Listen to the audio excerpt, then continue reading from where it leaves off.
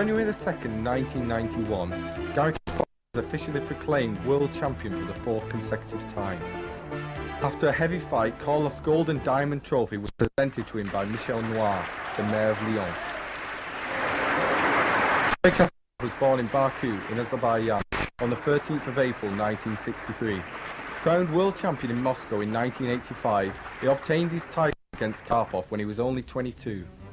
The challenger, Anatoly Karpov, was born on May the 23rd, 1951, in the Urals.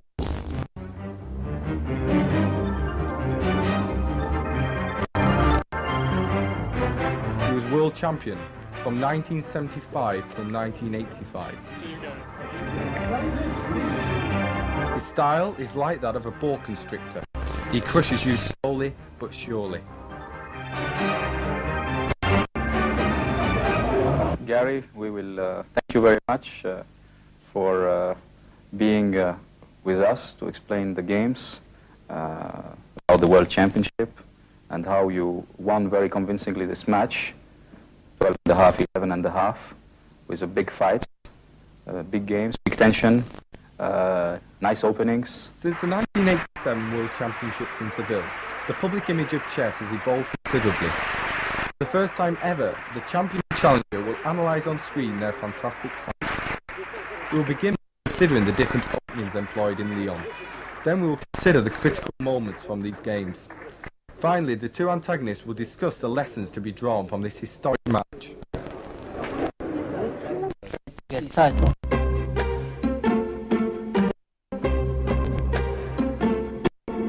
Why this time played e4 instead of your move of predilection, which is d4 that you use usually in the match? Actually, if you remember in Seville, I played d4 as well. I played c4, and 2 times I played e4. And having this preparation for this match, Lyon, Lyon, I decided that e4 would fit better my strategical plan. Actually, all Karpov's openings after e4, they do not fit his style. I mean, it's especially Spanish favorite opening. It's not easy for him to understand deeply the positions. He is much better in the Queen's Gambit than in the Spanish, in Ruy Lopez. And in conclusion, I started the preparation and I found so many good ideas. And plus, I very much this line in Ruy Lopez. I played in game 2, 4, 20, 22. I felt very comfortable and very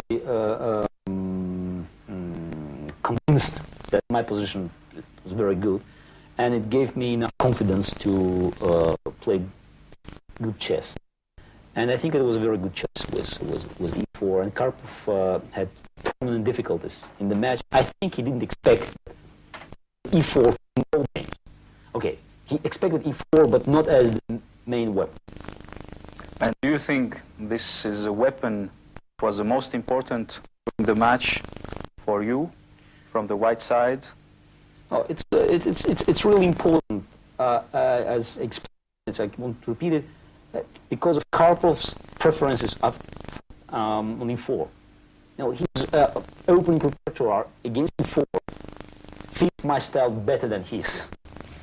But in Sevilla, you played, as you said, c4, sometimes e4, but c4. But it seems also that he had some problems on c4. Yes, but finally he chose Queen's Gambit, and I couldn't get an advantage in Queen's Gambit. Oh, yes, he had problems, but in Seville it was another story. Actually, White didn't have an advantage in Seville.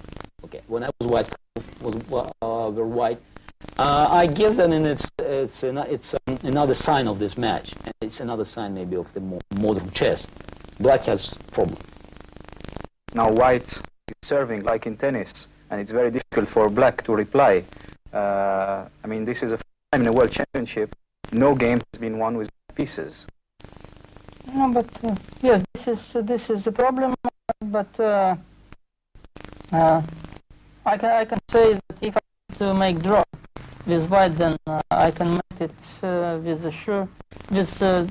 be sure for 95%. 5% just if I make mistake in one move.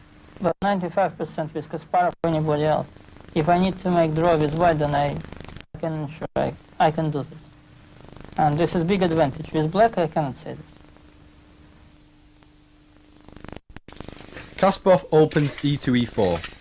This suits his aggressive style, so we can expect to see it a lot during this match.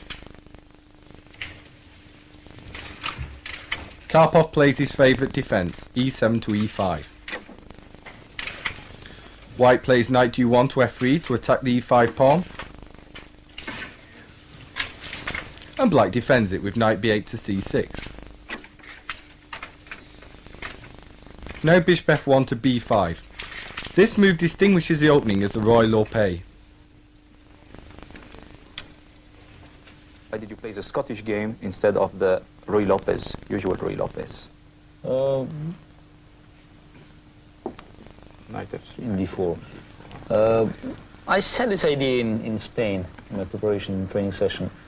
I looked through some very ancient openings.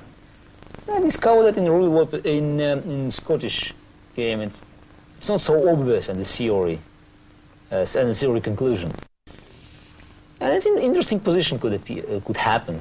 And I decided to analyze it deeper. And we did a great, I think, very good job during the break here in Lyon. So this was a result of the break? Yes, yes. And I thought, why not to play this? It's not easy for your opponent to play the new opening. Plus the positions, I mean, they defeat him. And it played a great role. I mean, I played two, and I've got a big advantage in both openings. And it brought 1.5 out of 2? Absolutely, yes. Which is not something bad. Yes, yes. Kasparov experiments with the Scottish opening in games 14 and 16. This opening has not been seen in a World Championship match since 1886. Like the Roy Lopez, the game opens e2, e4.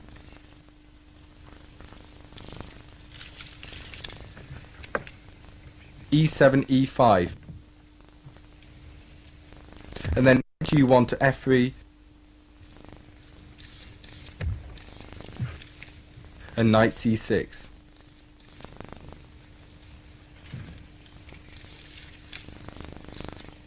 Now the move which gives the Scotch opening its character, d2 to d4.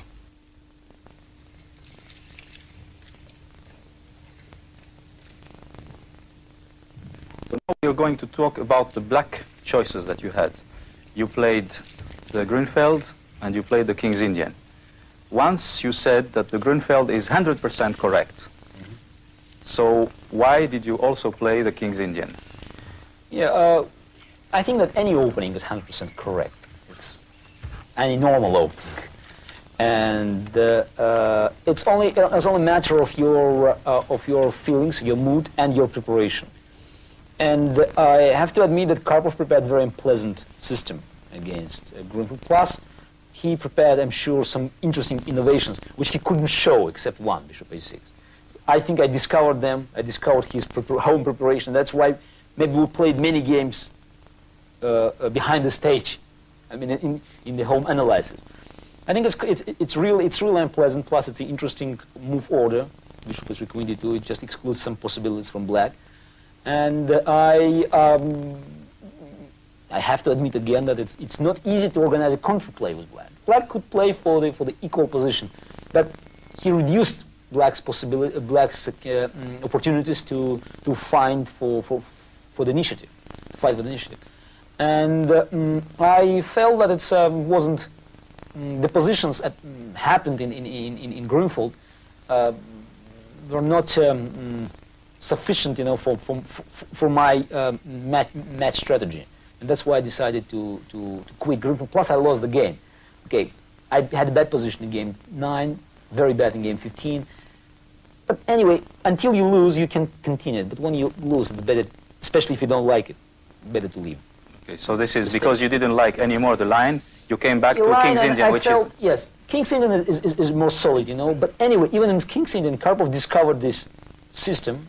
This bishop is free, and plus Zemich. It's another story, Zemich, but this bishop e2, bishop is free, to reduce black's active opportunities, which is very unpleasant. And it was the base of his strategy with white, to reduce my active counterplay, and he succeeded with it.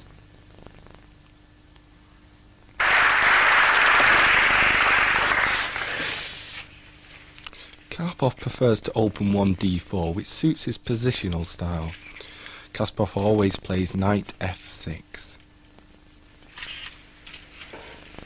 Now white plays c4. This is a usual follow-up move, grabbing space in the centre.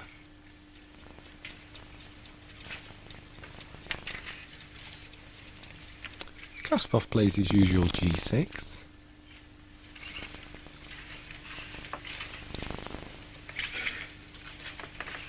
And Karpov plays knight c3, aiming to advance his e-pawn e2 to e4 to claim the centre. Now the move that gives the opening its character d5, stopping that central pawn thrust. This is known as the Grunfeld defence and is a favourite weapon of Kasparov.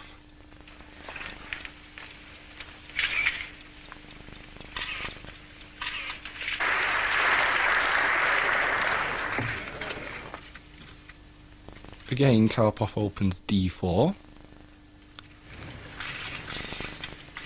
And again, Kasparov's favourite reply, knight to f6. The opening develops the same, c2, c4.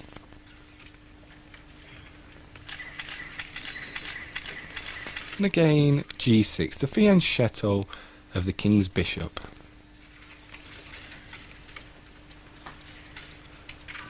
White plays knight c3. And here Kasparov deviates. He fianchettos immediately that king's bishop. This gives it a distinct character. Karpov grabs the centre with e4. And now Kasparov plays d6. This opening is known as the king's Indian defence and is another favourite of Kasparov's.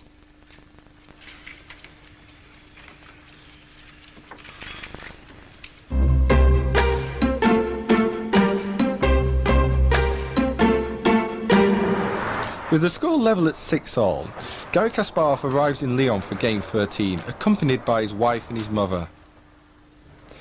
Anatoly Karpov arrives walking alone up the stairs.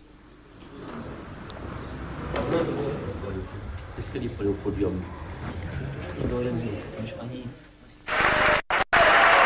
round of handshaking. Finally the players come face to face with each other. Karpov opens d4, there's no surprise here.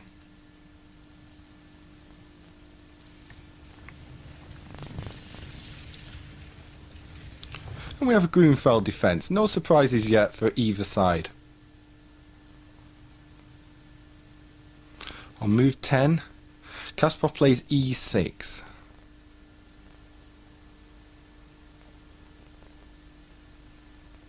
Now Karpov advances his d-pawn to d5. Garry Kasparov has something to say about this move.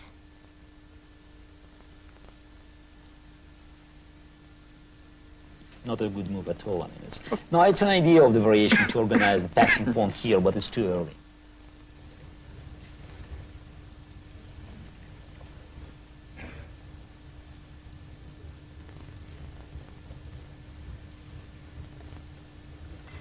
Karpov's inaccuracy on move 11 is met by Kasparov's inaccuracy on move 15, knight b6. Kasparov felt he had a much better move than this one. Here I made a mistake, very bad mistake. It's not mentioned here, but knight b6 is a bad move. After knight f6, c4, queen a3, it's a big advantage for black. Big advantage.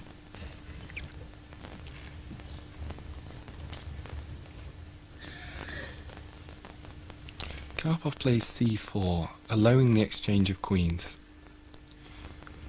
Kasparov takes the queen on d2.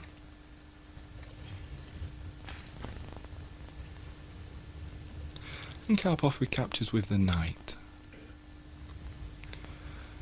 Now Kasparov puts the knight on the edge of the board on a4, and quickly Karpov plays bishop to f3. Now the knight comes into c3, leaving the c5 pawn weakened. Why didn't Kasparov play b6 in this position?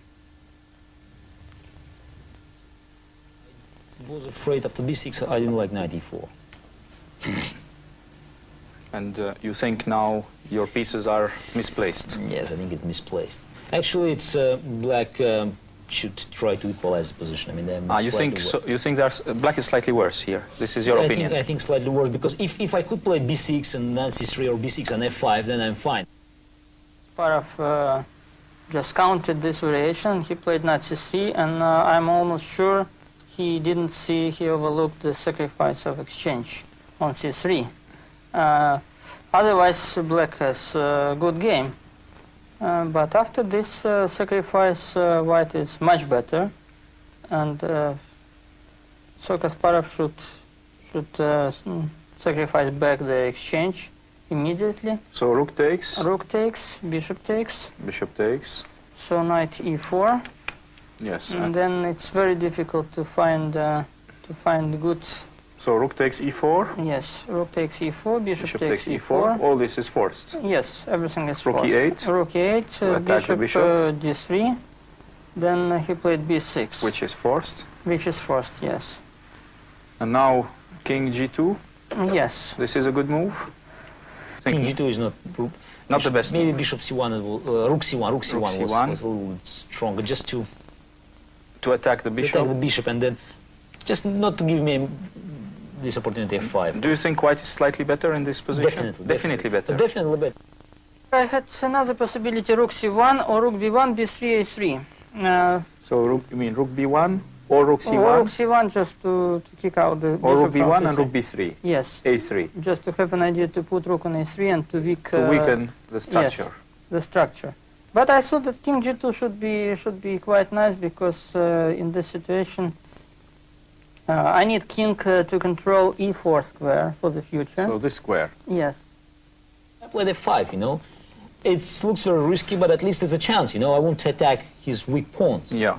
It's dangerous because now I have bad bishop, he has a good bishop, but till I have rooks, it's not so dangerous. I think it's a good move. And you think this is a good move? I think it should be drawn now. Suddenly Kasparov played f5. Still, I think position... What do you think about this move? Is it a normal move or is it a mistake from his part? I don't know. I'm not sure position is winning for white, but Kasparov was too much afraid to be just how to say this, to be just squeezed in the position, and so he wanted to make something active before the adjournment. So he didn't want to be tortured the Karpovian way. Yes, but I don't think white has a real plan to fight for a win. The game was adjourned, but Karpov proposed a draw. Kasparov accepted, so play did not resume.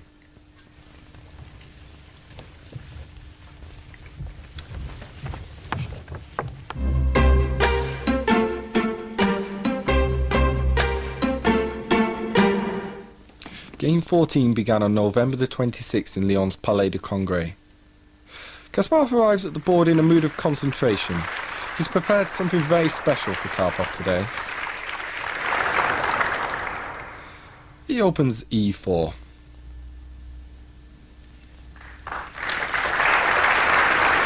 And Karpov arrives at the board somewhat late. Something unusual is happening in this game. Kasparov has played the Scottish opening, which hasn't been seen in World Championship chess for over a century. What does Anatoly Karpov think about that? I was surprised because Kasparov never played Scottish. Also, I played a very sharp game with Timon, even 2 games, I believe, and one won a beauty prize in London International Tournament, and also a very sharp line. I beat Timon in a nice way. So Kasparov prepared novelty b3. So he played in game number 14. I believe that he got support in Lyon from a side, because in New York he didn't prepare, and I'm almost sure that somebody brought this idea to him in Lyon during the break of the match. So you think this is a line he has been preparing from the 12th of November until... Just between New York and Lyon. And is it possible in 10 days to prepare a line for the World Championship? Why not? Why not just to play one game? Especially if you have nice idea like b3. Then you can just work a few days and be sure.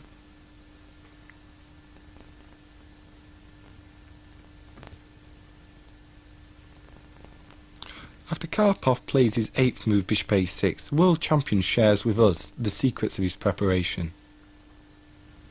Karpov won several games with this opening, and normally they all played knight d2 here. Prepare this move b3. It's an interesting line. You know, white is behind black in to develop pieces, but they have some advantages. One is the pawn structure, because if you play f6 or d6, I change pieces and then they have better endgame. So this is a new move. Not a new move, but a very rare move. Plus this bishop, you know, very strange what he's doing here.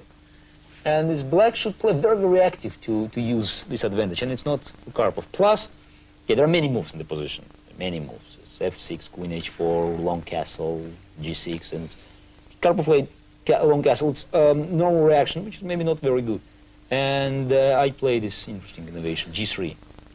So this is a new plan, you know. There's double fianchetto, and the idea is just to play isolated bishop, and finally this knight would go back, and plus king is in. Okay, bishop b2, f6, bishop g2, takes on f5, castle. So what is assessment now at the moment? White is better. White is better. White is maybe the pawn is not better. important. Pawn will disappear, but look at the pieces, you know. Karpov tried the only chance.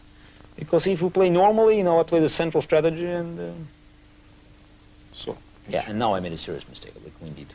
This is a mistake. I think this is a serious mistake, and it's not a big secret, you know. It's a mistake because look, I have an advantage in the center, and it's for me it's necessary to win the pawn and to change queens. Just to play, why not play rook e1, for instance? Just it's a strength. After Kasparov's 14th move, queen d2, the fight becomes very tense. As the duel gets underway, Garry Kasparov will give us his impressions after his 18th move. Queen takes a7. Now the position changed, you know. His bishop was very bad here. My bishop was very good here, for instance, his bishop was very bad here. Now his bishop is very good because it plays, you know. It protects king. It plays an important role. My queen is on this end. It's not a bad piece, but anyway, we're not playing now a positional game. We're playing a very tactical game, and it means my positional advantages are not important anymore. It's very good for the end game, you know. And instead of playing in the center, I had to play in the flank. He's playing in the flank. Very complicated. The position now, assessment is unclear. I think this is one of the best games which we played during this match. Of course, it was much more difficult for me to play this position than for Kasparov because he was familiar with some ideas. Even somebody told me that this position was on their chessboard before the game, but they didn't consider my move. And I think I thought for a long time, and so I could find the best way to get counterplay. So what was your move here? This was queen g4, very, very good and very, very interesting move. And then he played knight a3? Yes, he played knight a3. This is clear because he wants to bring knight to a6 or to play c5 and knight c4. So you played h4? Yes, I have to get some counterplay. He played knight c2? Knight c2, yes. h3? h3, which is also very important, and probably in connection with queen g4, this was just a great idea, because black has no time just to exchange pawns on the king side, because then they will lose quite soon. But to create some problems to king, especially with h3 pawn. H3, very interesting move. Interesting. Interesting, I guess, interesting move. I played bishop h1. And now this But move. maybe he could do something better, yes. Knight e4 here. It's a very nice psychological trap, yes. No, tactical trap. F3. Can we maybe show it? Yes. G3.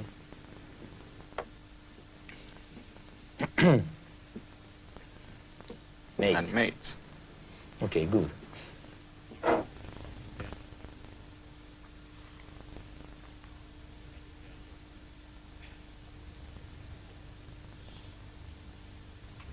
Players watch each other like hawks.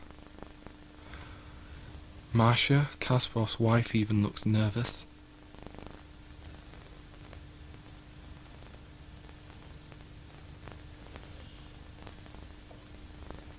Anatoly Karpov too seems tense, as does Gary's mother, Clara. Kasparov stares at the board. And now he drops his queen back to f1. What does Karpov think about this defensive move? When he should defend the position, I think he defended the best way, and so I must say that this maneuver with queen f1 attack pawn on h3, this was very strong and very good in time pressure. So Kasparov deserves good remarks over his defense in this position. Both players are now in extreme time pressure. Karpov sacrifices this exchange and Kasparov must recapture.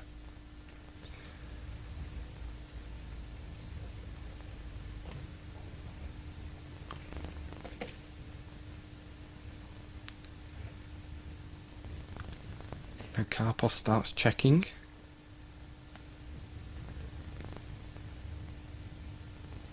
You can feel the tension. He checks again and the king goes back to the corner.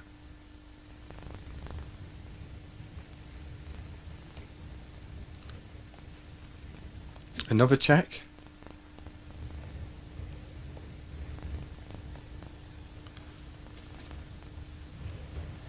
The time control seems to have been reached. What does Garry Kasparov now think? Simply, I think it was about equal. I wouldn't need to win too much, and my position was dangerous then. I think it should be draw now. And now? It should be draw. When did you prepare this?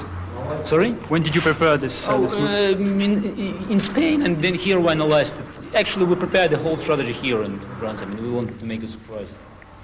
Okay. Interesting. Thank you very much, Gary. Thank you. The game was agreed drawn, so challenger and champion go into the 15th game with 7 points each.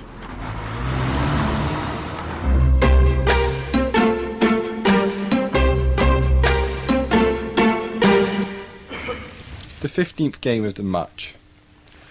Garry Kasparov studies the board as he waits, and as usual, Anatoly Karpov arrives late.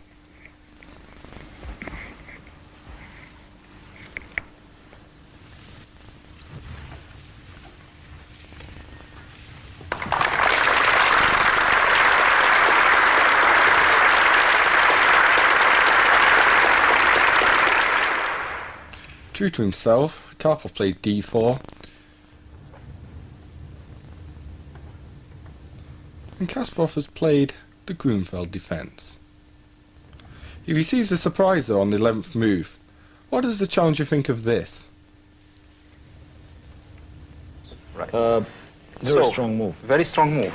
I mean, he's starting to attack and to mate me. I can always change queens, but then we'll go straight to the very unpleasant endgame for black. And unfortunately, this exchange is the only way to stop the attack. It's the only way. I think it's a refutation of the line, e6. This is a refutation. Absolutely. It looks very obvious, but How come that there was such a hole in your preparation? I think it's because of a very intensive preparation, and we had to do so many things which should be done during the pre-match preparation. So even the world champion and his team can sometimes miss a simple move, Definitely, which is like bishop h6. Definitely.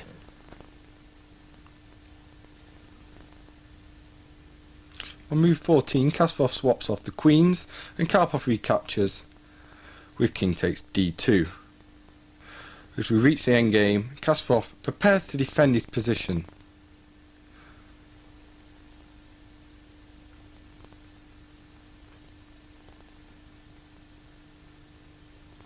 Move 18, bishop d3. Is Kasparov worried about this move?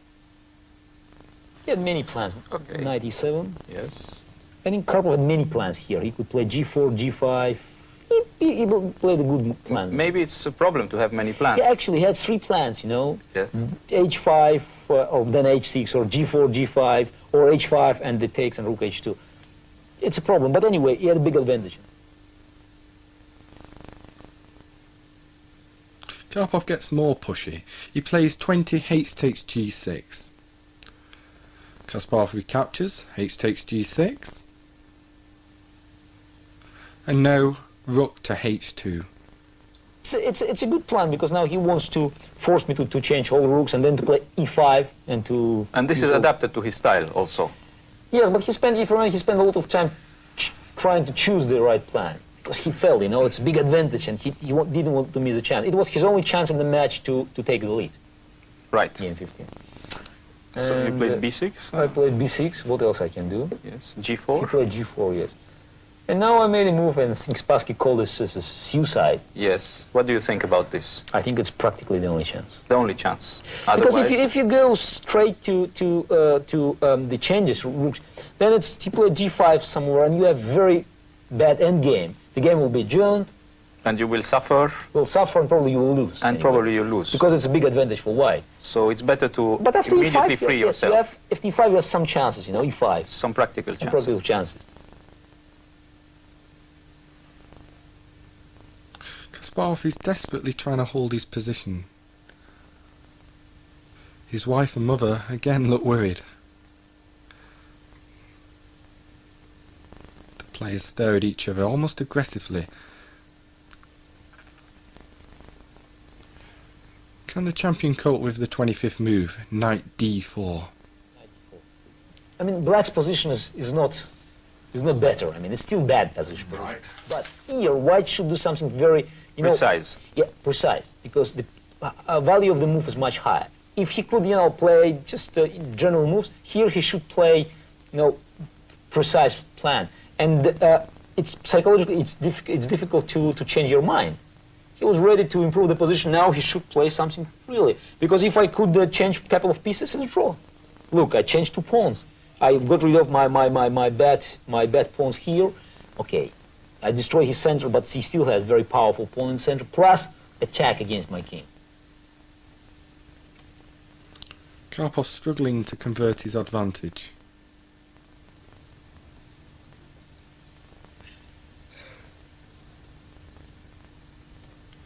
He plays 28 rook c2. Gaza didn't think much of this move. Here he made it.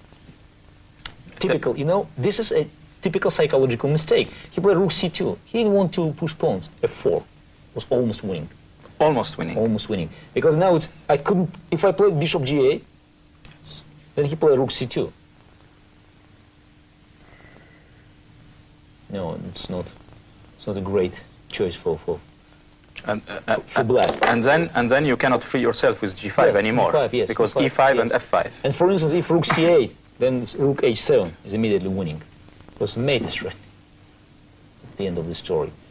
Probably the best chance, I don't know what was the best chance. But you mean after this move, Bad Karpov position. has a very good Big position, big advantage. and he could take the lead in the match with this could game take the lead on the match, if yes. he could win this game. Yes, after this move, yes.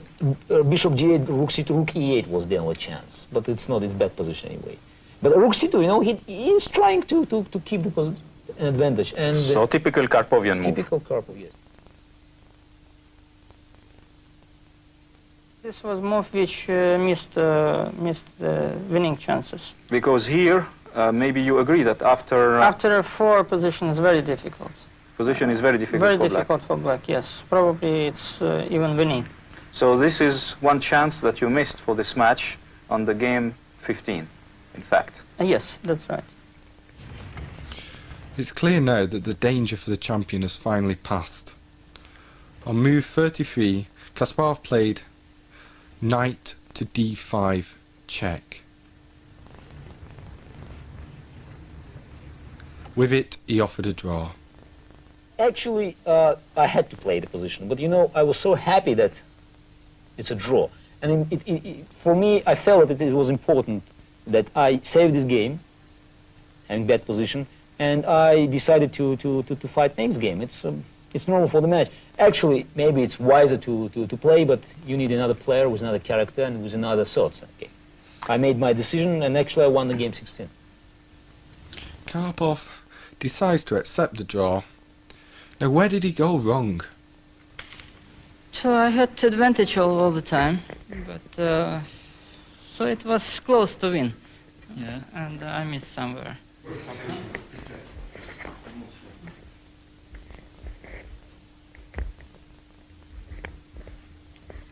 It was exciting, that's all I can say. I was very much nervous, and Clara also. But I'm glad that it's finished like that, and I'm hoping for the future. I was very much for my husband, You thought at the moment that he was Some losing? moments I thought that he was losing, but somehow we survived.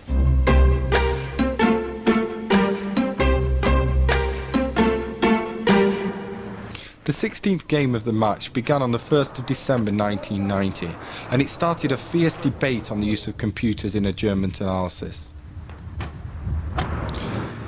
It also marked a turning point in the match. Up to this point, Karpov had resisted very well. He could have even gone a point up in the last game.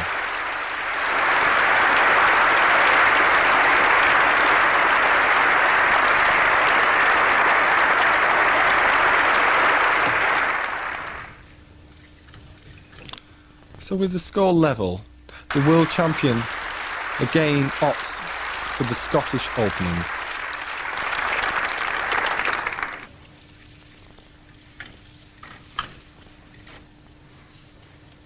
But this time Karpov's prepared a novelty on move 8, knight to b6. What does Kasparov think about this new move?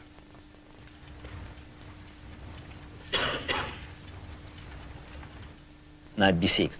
I mean, Karpov decided bishop on a6 is not a great piece and played knight b6. I think he underestimated my preparation in Scottish. He thought maybe it's one experience, and he didn't do it properly. And we analyzed knight b6 as well, very well. And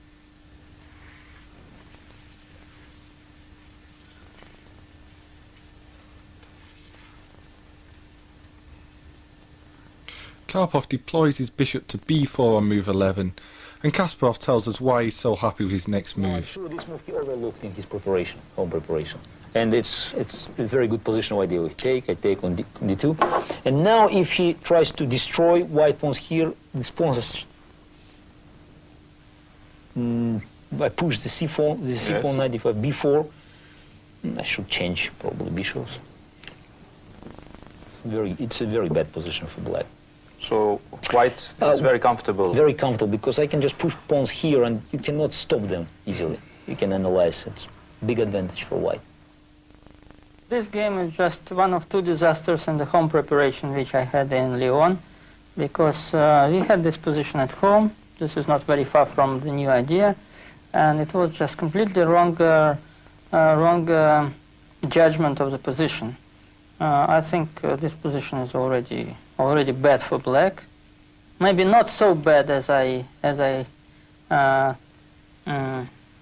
played.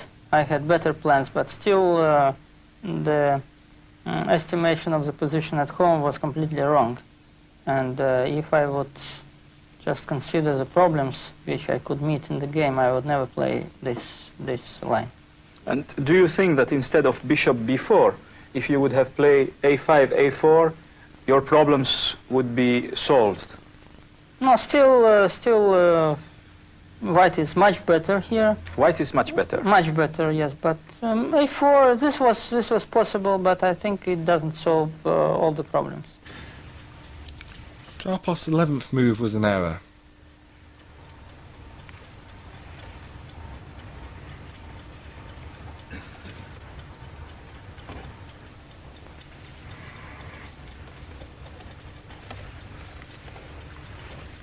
He now makes another mistake with 13 d5.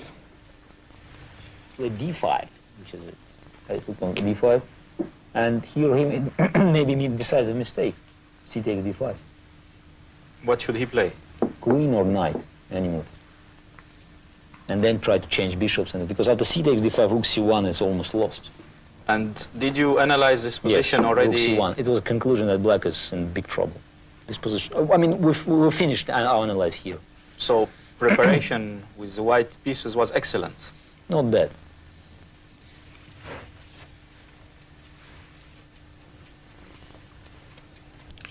Kasparov has a serious initiative.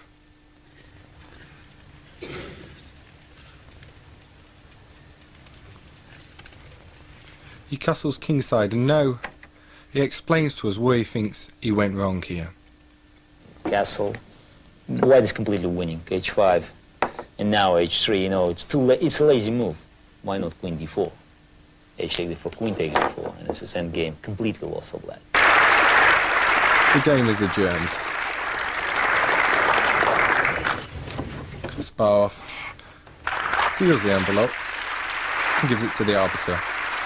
No parties for either side tonight, because both players will be analysing very hard. Kasparov has missed some chances, but he still has an edge. The arbiter opens the envelope, which contains a seal move. And now he plays the sealed move on the board. Queen to b2. Both players have had all night to think things over. What conclusions have they come to? Fortunately, I had these moves to change queens. I sealed the move. And this is an adjourned position. It's a result of adjourned position. And how is this position? Draw. This is draw. I think that, okay, practically it's a good chances to win, but as a result of proper defense, I think it's a draw. If you can prove mathematically, I think it's a draw. The adjourned position was unclear. None of the experts in Lyon knew the right answers to the result of the game.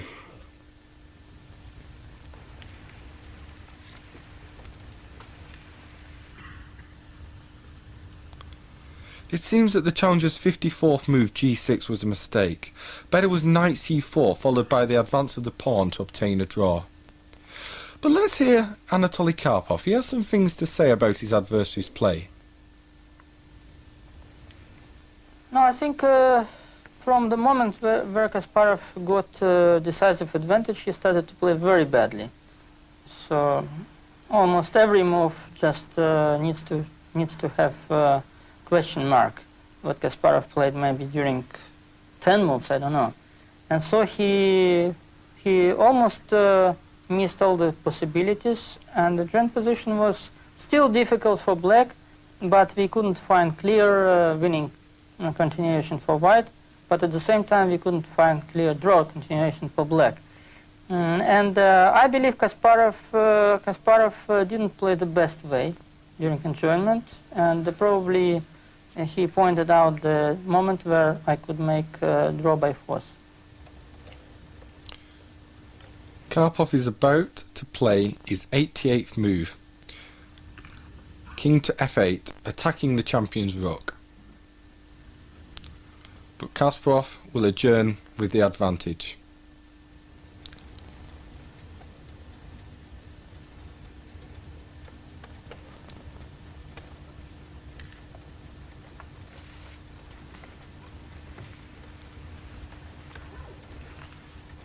Certainly not going to be easy. He takes care to keep his seal move secret. The second working night will be even longer than the first.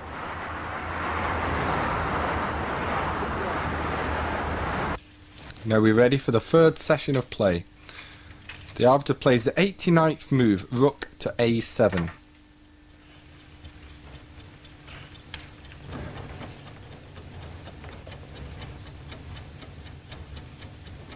Kasparov calculates.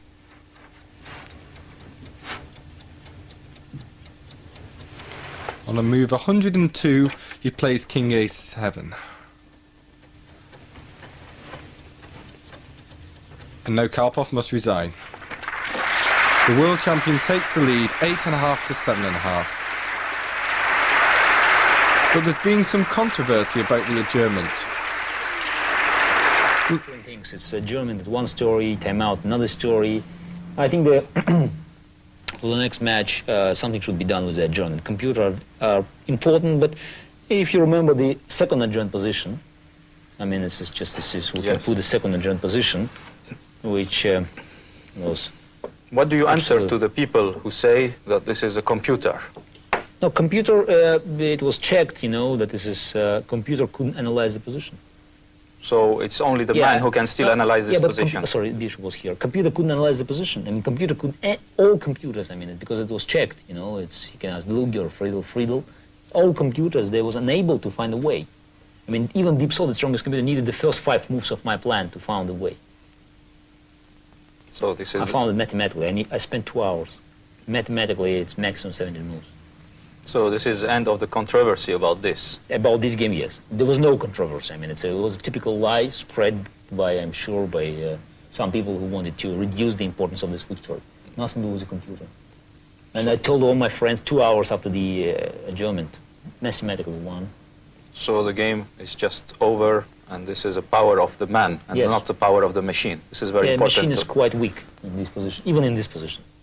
And do you think psychologically this was the first, important moment of the Oh, match? for me it was important because I won the first game in New York. It was game 2, and then for certain games I didn't win, which is not very comfortable. And after this game I was much more confident. Okay, that's game 16 and game 17. But anyway, I've got a confidence. Even game 17 didn't break the confidence. Because you... Because I felt better, okay. I felt like I was able to beat Karpov, to win the game. This game showed that, and it was very strange for me because position was quite easy to find a plan, winning continuation, but Kasparov just wanted to join the game, and he didn't want even to think over the board. It was quite clear because for quite a long time he was thinking, just spending time. He wanted to join and to get help of his seconds. And I believe that if you want to have clear competition, so we should eliminate adjournments as much as possible. It's not easy because then a game of chess would be quite long, but still then we have a clear picture who is better over the board but not with the second.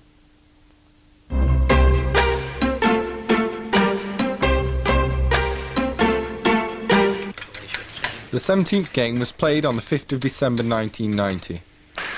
Karpov decided not to take a timeout after his defeat in game 16.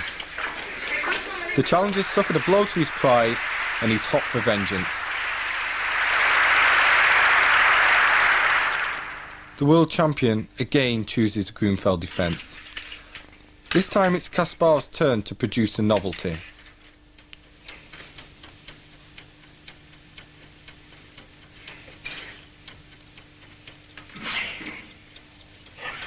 On move 9 he plays bishop g4. What does the champ think about this move? Maybe it's a new move. I didn't discover the games played by this move, but the idea is quite obvious, actually. And I would consider the next Karpov move as a new idea. I decided to play something which probably they would not analyze. And I had the right guess. When I played knight g5, Kasparov was very surprised. What is your assessment at this moment? Well, this is still open question for theory, but it was unexpected and it gave result. Because in the whole match and in previous matches, the most difficult thing for me with Kasparov was and is just to find position which he didn't analyze at home. And when we have fight over the board, then he has no any advantage. So that's why it was quite clever. It's very interesting. Knight g5. So what is your assessment about this move? And it's a very good move. A very good move. And do you think Karpov prepared before, or he found it? He prepared No this doubt. way? No doubt. White is in trouble because White has an advantage in the center, and I played the obvious line. I took here, I played knight c6, h3, bishop d7, rook b1, favorite Karpov's move. Rook c8.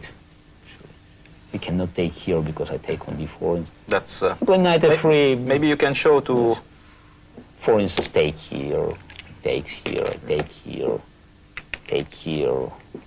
Rook c1, yes. King d2, rook d1, yes. King takes d1, bishop a4, check. Very nice. That wins the queen. Yeah, that wins the queen. Yeah. Kasparov is trying to wriggle out of a difficult position, but Karpov wants the full point.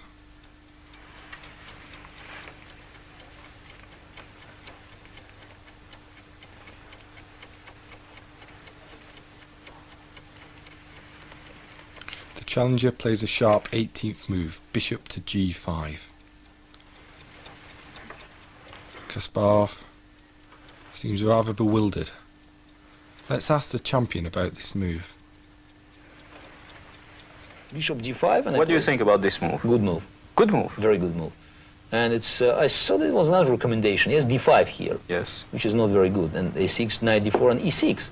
And then black's idea is working, you know. This is very strong square, and it's... and now the center of white is destroyed. Destroyed suddenly. completely. Okay, I have bad pawns, but anyway, it's just even if you can do it. Maybe you can... Yes, I can maybe... No, e7. I cannot e7. take, yes, e7. Yes, yes. No, I take here. And it's, I'm in attack.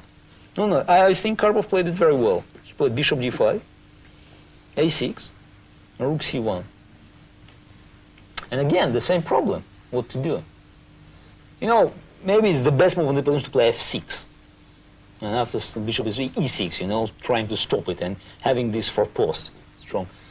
But in the game, you know, I thought this is a draw. I took here, he took here, I took here, and it's a normal position. And suddenly I discovered some problems. Because this obvious move, for instance, there's a queen a3 possibility to go to the endgame, which is a little bit dangerous because the pawn is coming. And another possibility just to simply play queen e2, knight c4, d5. You're still in trouble. Yeah, and but the major problem was knight c4. I want to play knight c4. Bishop is, suddenly I discovered bishop e7, knight is take here, rook takes e4, d5, and the pawn is very dangerous. You know, if you're afraid d pawn, you don't have to play greenfield defense. And later on, I discovered that it should be draw after d6, queen d7, very strong move. If you take your rook, no, it's not easy. You know, still black is still slightly worse because they should be very accurate. Actually, if you make any move, for instance, queen c2 here, then rook c1. Actually, I calculated it. Take rook c6, and you are in big trouble because you're losing the pawn. You cannot move it. It's a queen now. You cannot stop it. For instance. And I discovered these difficulties in the game, and I was a little bit in panic. And then it's played move which defended me from these dangerous endgames, but it was the pawn. But actually, it's a positional blunder, the same level like in game 7. After this move, black is lost.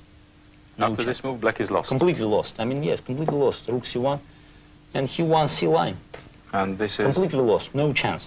No chance at all? No chance, completely lost. I mean, he has this all positional advantages. So it's not only a slight advantage here. Here, completely lost.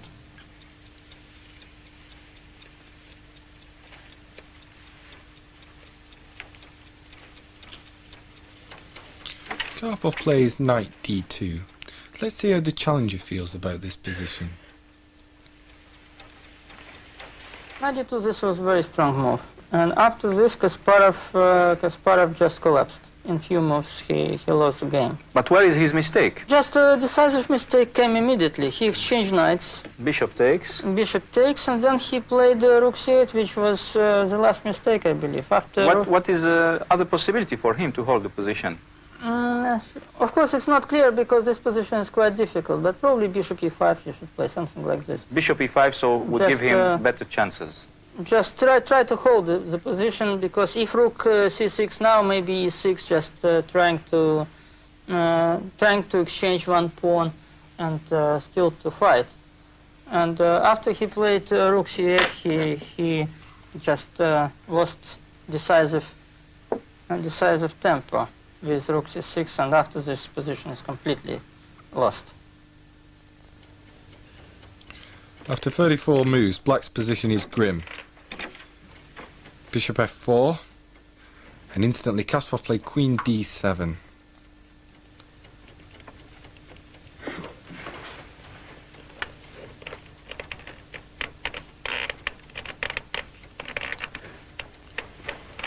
Rook c7 hitting the queen. Karpov starts to turn the screws.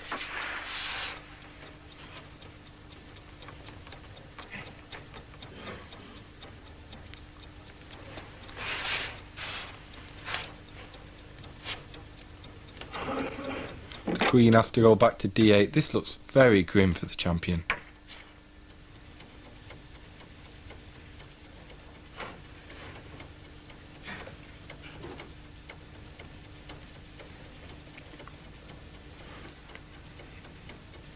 d6. My God, that can't be taken because of the pin on the king. This looks horrible.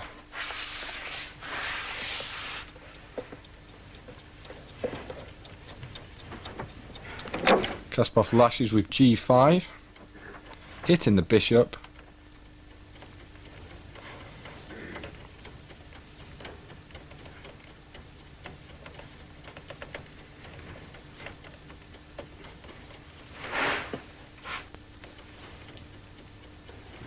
Karpov just ignores it and advances the d-pawn, hitting that rook. So if Kasparov grabs the bishop, the challenger can just grab the rook on e8. This looks absolutely awful. I've never seen the champion so humiliated. The rook has to go to f8.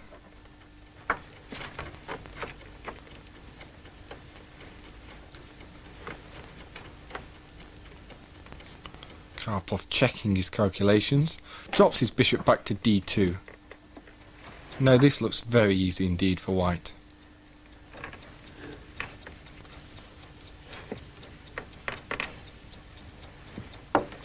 Bishop to e5, hitting the rook on c7.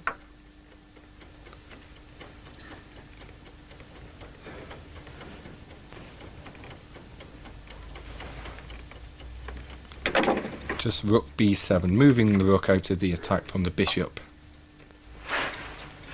The d7 pawn is like a monster in black's camp.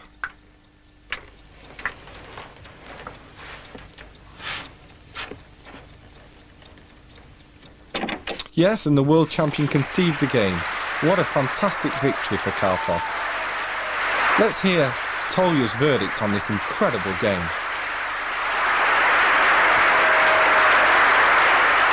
It was a very complicated game, but I had advantage always, from small till big at the end.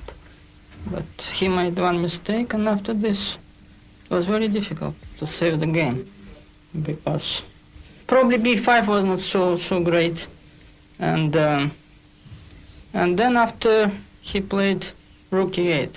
This is suspicious move. And after rook e8, I think I got almost winning advantage. Yes. But I should play very strong, like rook c6, bishop c3, all these moves, bishop a5, like now.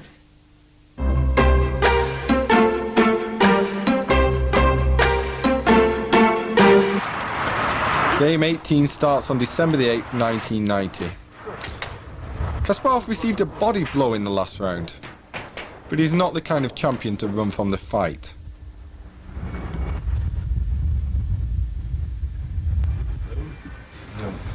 Let's hear how he's feeling about the game, and try and get an insight into his opening choice.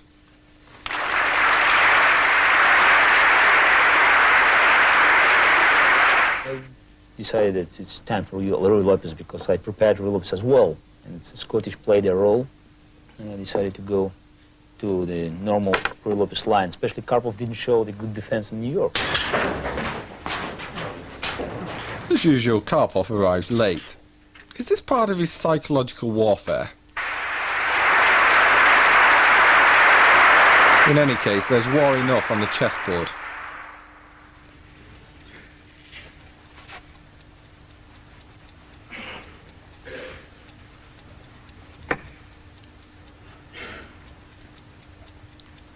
Karpov produces a novelty on move 13 with knight b6. Let's hear what Kasparov has to say about this move. Knight b6, it's a novelty. Interesting compared to New York, because in New York he played something else. Knight a5. Yes. It doesn't change the position. Bishop f4, one of the many possibilities. I spent a lot of time thinking about it. After 20 moves, the world champion had used 1 hour and 10 minutes. Karpov, less than 15 minutes.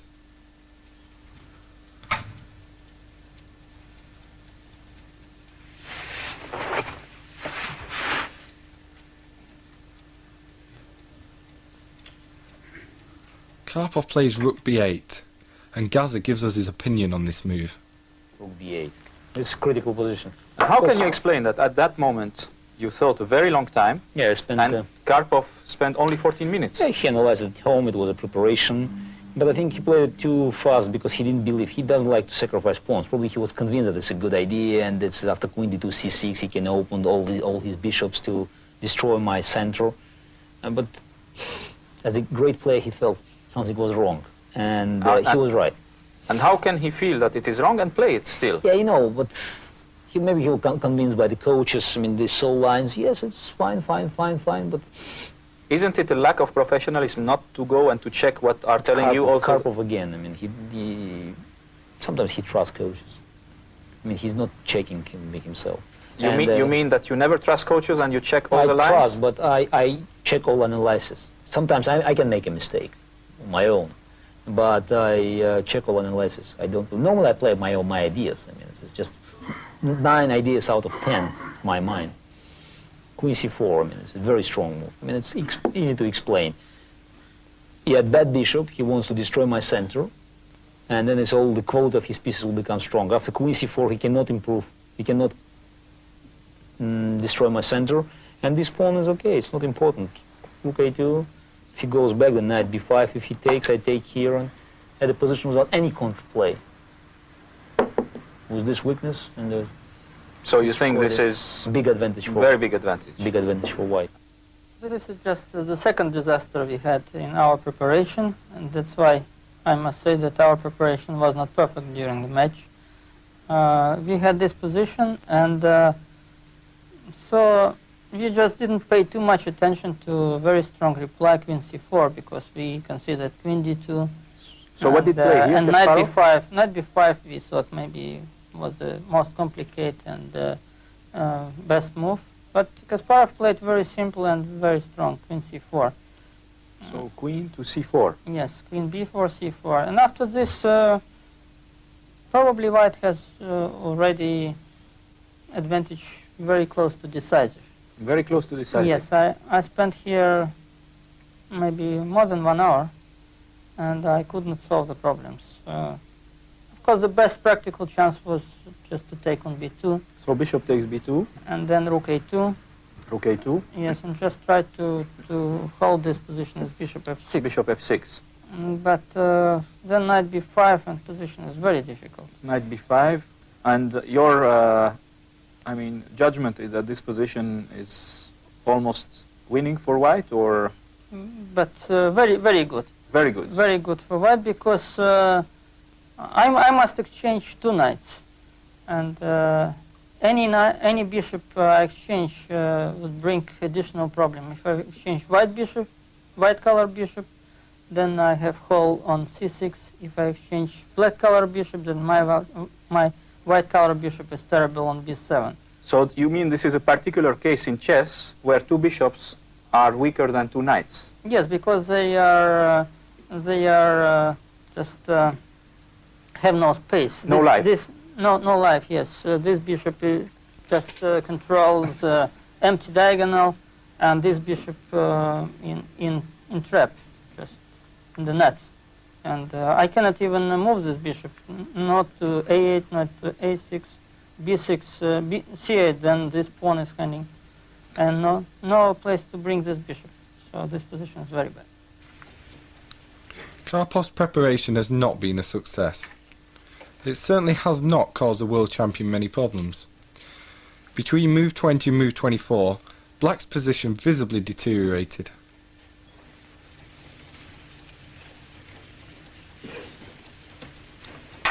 On move 25, Kasparov played queen takes d4.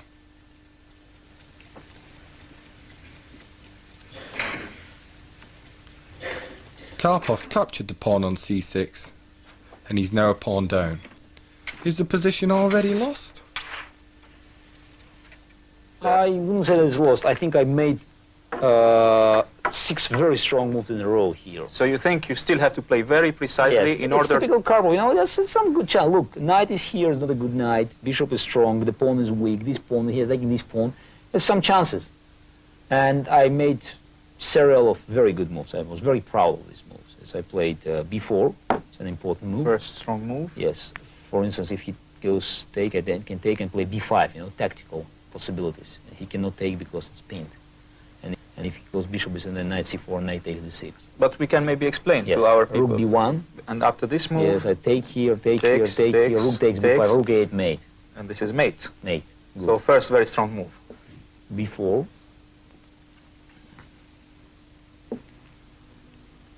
He played rook e6,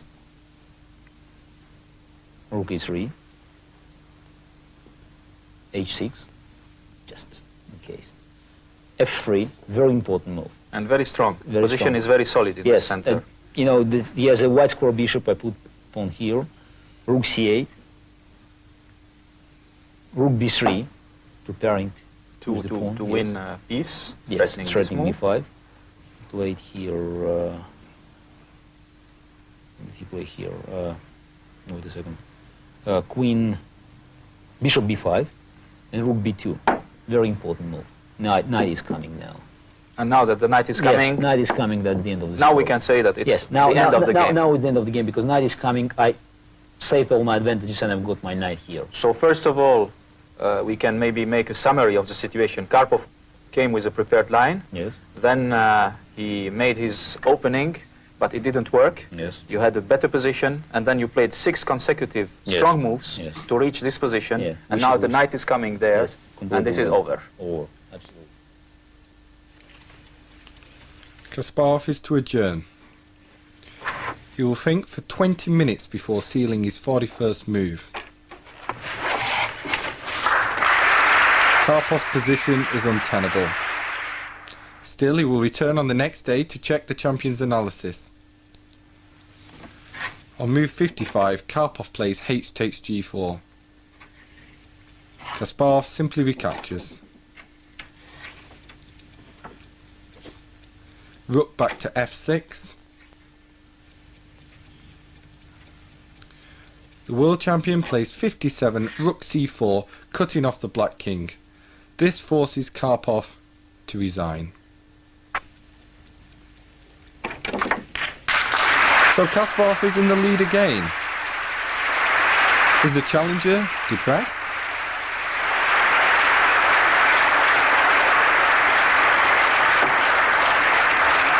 How do you explain you lose this match? You mean game? Yes. Because match is not over. Okay, yes. This game. Yes, this game, so unfortunately we made another mistake at home. And so position till move queen c4 we had at home, and it was clear because I played very fast. And then after queen c4, this is just very bad position. And so it's pity and sorry that you lose game at home. Here is Karpov's mansion, where his team of analysts work round the clock on his adjournments and opening preparation. But let's hear his views on his opponent's team. Normally he has better preparation, and of course it depends on the team. He has a much stronger team. Yes. I mean, with bigger names, and for several years already. So they prepare him ideas. This is much easier than you work on your own. Anatoly is hardly on his own. He has both Ron Henley and Lajos Portish with him.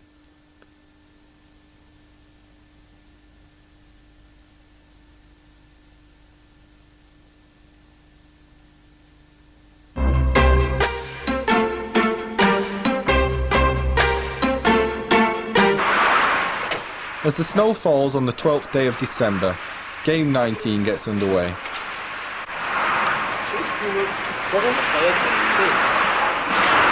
Karpov, trailing by a point, will be trying to pull level again, just like he did in Game 17. After his defeat with the Grunfeld, the champion has wisely switched to the King's Indian.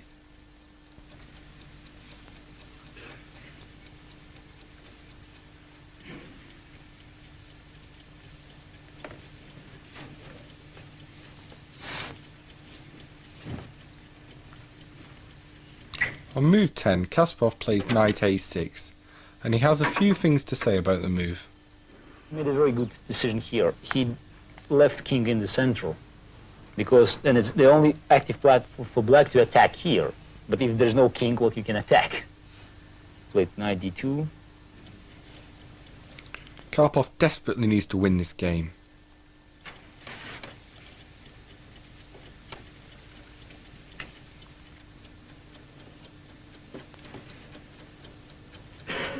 Continues to maneuver by playing 17, rook b1.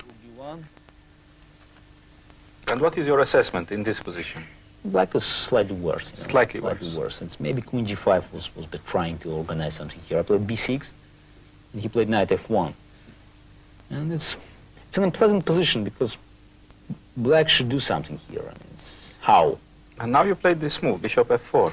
It's very interesting. it's a move just to, it's kind of positional trap for Karpov, you know. It's nothing to do with this move.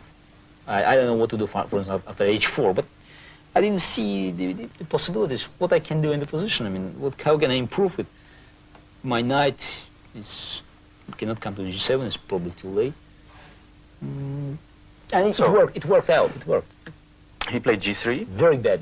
Very bad move. This is very bad, very unusual for Karpov, you know. He weakened his pawn structure. It's a pride of his position. And then I went back, he played h4. Actually, it's a unique game for Karpov. After 20 moves, he pushed all his pawns. In his life? I think he never did it. So we've seen sparring on both sides of the board.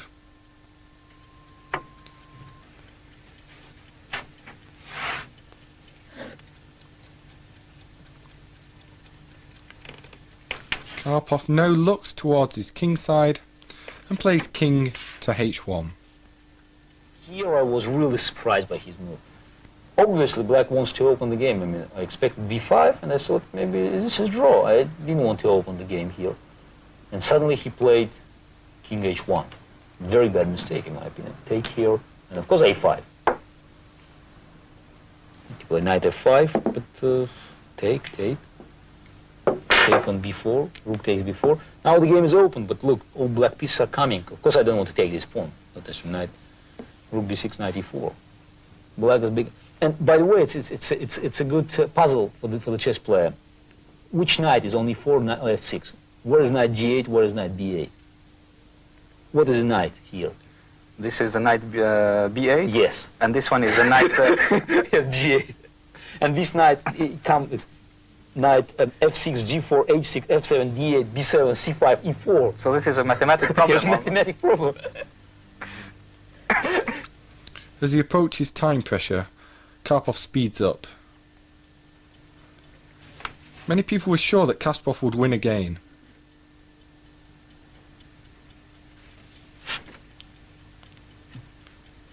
But suddenly he plays rook c1 and proposes a draw. The audience are very confused.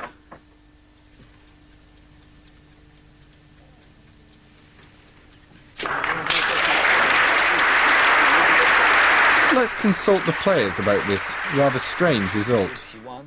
And here... I think I did everything great by the moment. I mean, the position is winning for Black. This is what we thought. And so people started to talk... Yeah, wait. After queen b2 is the only move is winning. Which I saw and I wanted to make. No, I don't think it's a winning. I think it's not obvious that it's queen a8. Queen a8 is the only winning move. Yeah, it's winning move. Although this move, I didn't find a defense for white. I saw this move, but I can tell the reason is quite simple. I wasn't in the big defense in the beginning of the game. Later I played h6, I thought, okay, it's a draw, and I expected that he played b5, close the position. Suddenly I've got initiative. You know, I understood that the game will be adjourned, I had to analyze it, and I wanted to prepare better for the game 20. I didn't prepare myself psychologically to win the game, but I think that was a crime against chess. And as a punishment, I had to play very bad adjournment in game 21. Everything, because, it's justice in chess. And offering the draw, I wanted to avoid the adjourned game. I wanted to save some nerve energy. And as a result, I had a very difficult analyzing the dangerous position in game 21.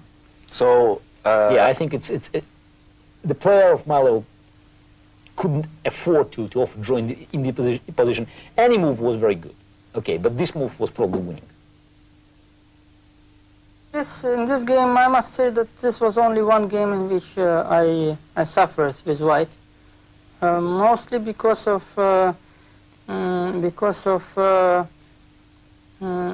overestimation of my possibilities after the opening. I decided that in this static situation on the king side, white would have chances to get advantage. But in reality, it happened that I couldn't even hold the position, and this blockade was very good for black. And of course, this game Kasparov should win. Kasparov just didn't want to have any risk because he was 1 point ahead in the match. In very nice situation, he didn't want to have any risk. And of course, it's difficult just in a few minutes after a very long session to estimate correctly if black can win or not, because Kasparov should make, after queen b2, he should make important decision.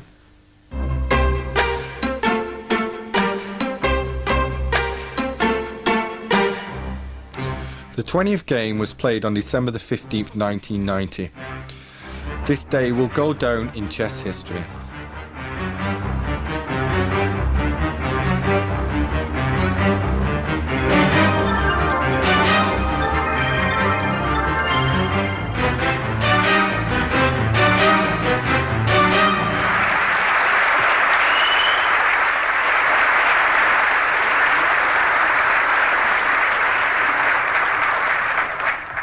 At this moment I took a decision to have risk, to take risk, because it was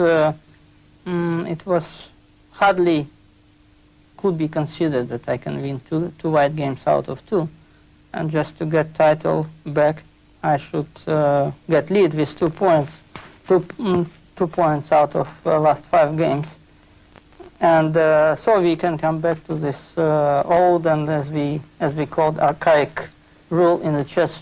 In the history of chess, when in case of draw, world champion maintains his title. So I believe nowadays we should eliminate this rule because it gives a lot of advantage to world champion. And so I just decided to take risk to fight for the title.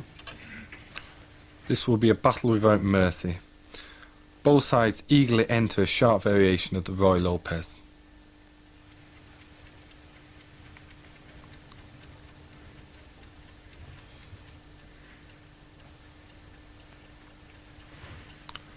Karpov plays 17 f5.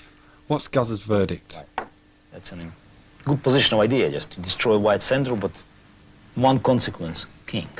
So were you surprised by the aggressive attitude of Karpov? It's a psychological result of the game 19. Probably I won the game 20 by offering the draw in game 19. And Karpov saw that maybe I'm just having 1 point lead, I will hesitate in any complicated situation, and he decided, to fight. Because in this position, white should be very, confident. Because sometimes you have to sacrifice. Positionally, you are in trouble because he had an advantage in the center. And you should attack without hesitations. And he thought maybe it was an advice of his psychologist. He decided to play this line. And what do you think about his choice? Of course. It was quite obvious for him in the situation, but I think it's a bad choice because I play this position much better than Karpov. I mean, I feel it much better, Plus, I was encouraged by his king, and he underestimated my confidence. I mean, the game 19 was normal. I mean, I was programmed for draw, and I offered draw. But here I was programmed to crush him, and I did it.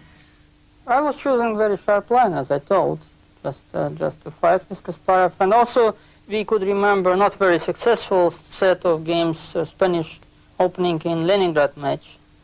In '86, when I played also very sharp line with not f5 but c4. So it is a choice of black if they play sharp or they try to survive in quiet but difficult variations of Russian defense or others, or Karakan or other possibilities. So you think this is the good choice for that day, for this game? Yes, I think it was correct choice. The position is still known to both players. But Kasparov is the one to find a new idea. Rook e3, knight f6. This is almost 0-2, yes. And this is a new move, knight h2. An interesting move, I opened this because knight here is not attack, and sometimes he can go to g4. And Karpov, he played king h8. Is it a good move? Who knows? It's not a bad move. I mean, he's trying to improve his king. Probably Kasparov didn't analyze this move because he looked surprised.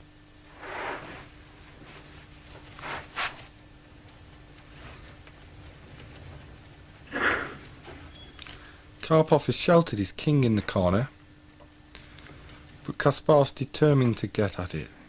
He plays b3. b3. Now king is here, and this is bishop is coming to this diagonal. He played c4, which is a... No, he took first. Oh, he took first, yes. Was it good to take first? Wasn't it better to take here Maybe, first? maybe. But anyway, White had an attack, After for f takes instance, e4, knight as we takes. discussed, rook f3, for instance. Another possibility for White. And anyway, the bishop is coming, and look, all these 7 pieces in the attack. So something could happen. So the style of Gary fits very well to this kind of not position. only style. I believe that positionally, White is right. You know, they did everything well. You know, they attacked the king. You played c4. Yes. Some people are wondering why you didn't play first f takes e4, No, then and after knight takes e4, knight takes d5, and if rook g3, then knight f6. no, I simply didn't like this position because of too many possibilities for White. Very good bishops, diagonals. On the king, you mean? Yes, yes. And in this case, if I wanted to take pawn on d5, just to open diagonals, then I first of all, I shouldn't exchange pawns. You if think I would take on e4. You think this was so maybe... No, just if I would like to play f Yes. to e4, I should play it immediately, not Yes, to open yes. additional diagonals. Just diagonal a2, g8. But in this position, I didn't like that my king's position is very weak, because probably White just can take, queen takes, and knight g4. So too many pieces over one poor king. Kasparov wants to prove that the black king is vulnerable. His 22nd move deploys the bishop to b2, where it aims on the long diagonal against the black king. Bishop b2. But anyway, its position is complicated. I mean, it's not... You don't think this is really much better for White? No, I think that's complicated. He took here. Now I took on e4.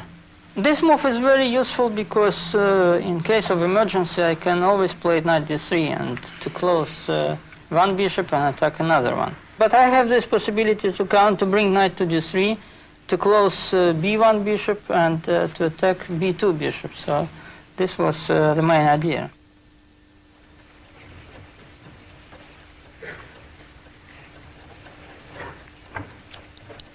Karpov knows his king position is weak, so he counters in the centre. On move 22, he captures the e-pawn.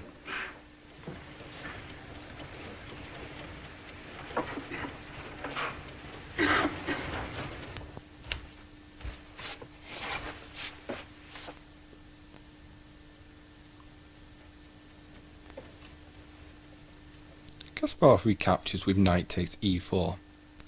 Is it all going according to plan? I took here, and it's no other choice between rook g3 and queen h5, for instance. It's a good line for it. And knight takes h3, queen takes h6, king g8, and now knight g5. Show the public, g takes h6, bishop h7, mate. So you can sacrifice the queen and make a mate in chess. Yeah, on h, yes, you can. It's very nice. But after queen h5, black could play c3 or rook e5 even. Sacrifice an exchange and then to get good chances because knights are coming and there's no attack anymore. I decided to play an attacking with rook g3. All pieces are the rook e6. Is it a good move? I don't Nobody know. knows, huh? Nobody knows. You should analyze the position. I had a choice. Knight f3 is an interesting possibility as well, but I decided to play knight g4. And here I think the only move was knight d3. To sacrifice pawn, but at least to kill one bishop, which is very dangerous. And Karpov played the move, is a general move, queen e8, which is a very good move, just to pin my knights, protect white squares. That's a problem of his style. I mean, he's playing the position where the general moves are not good. He's not looking for the best move. Here, you should play for the best move because you have 9 obvious moves and they're lost. The king is weak. Yeah, because it's not a normal value of chess, normal scale of chess values, because he has a big advantage here, but I'm attacking his king, and that's why you should change your scale in your mind. Karpov couldn't do it. He played normal move, which is lost by 4.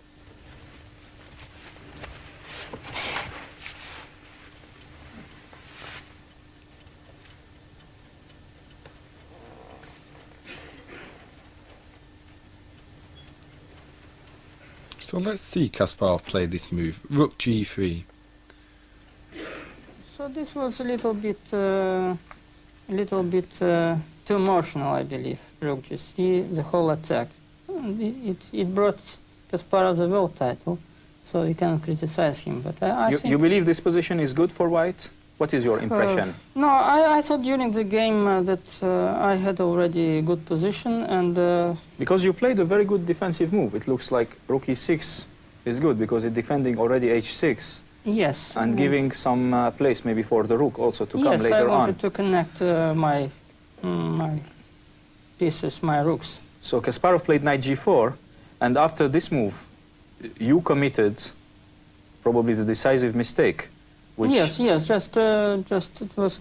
At this moment, I thought that my position is such a good that I must consider already how to win the game.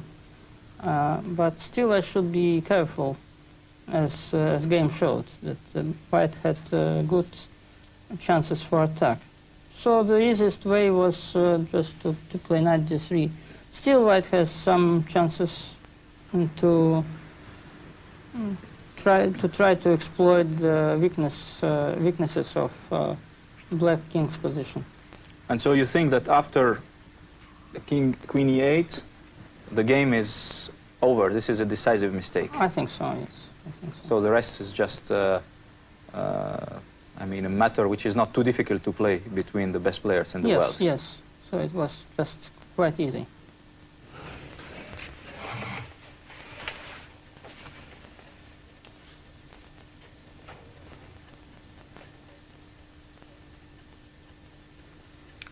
No, the move that Karpov was so unhappy with.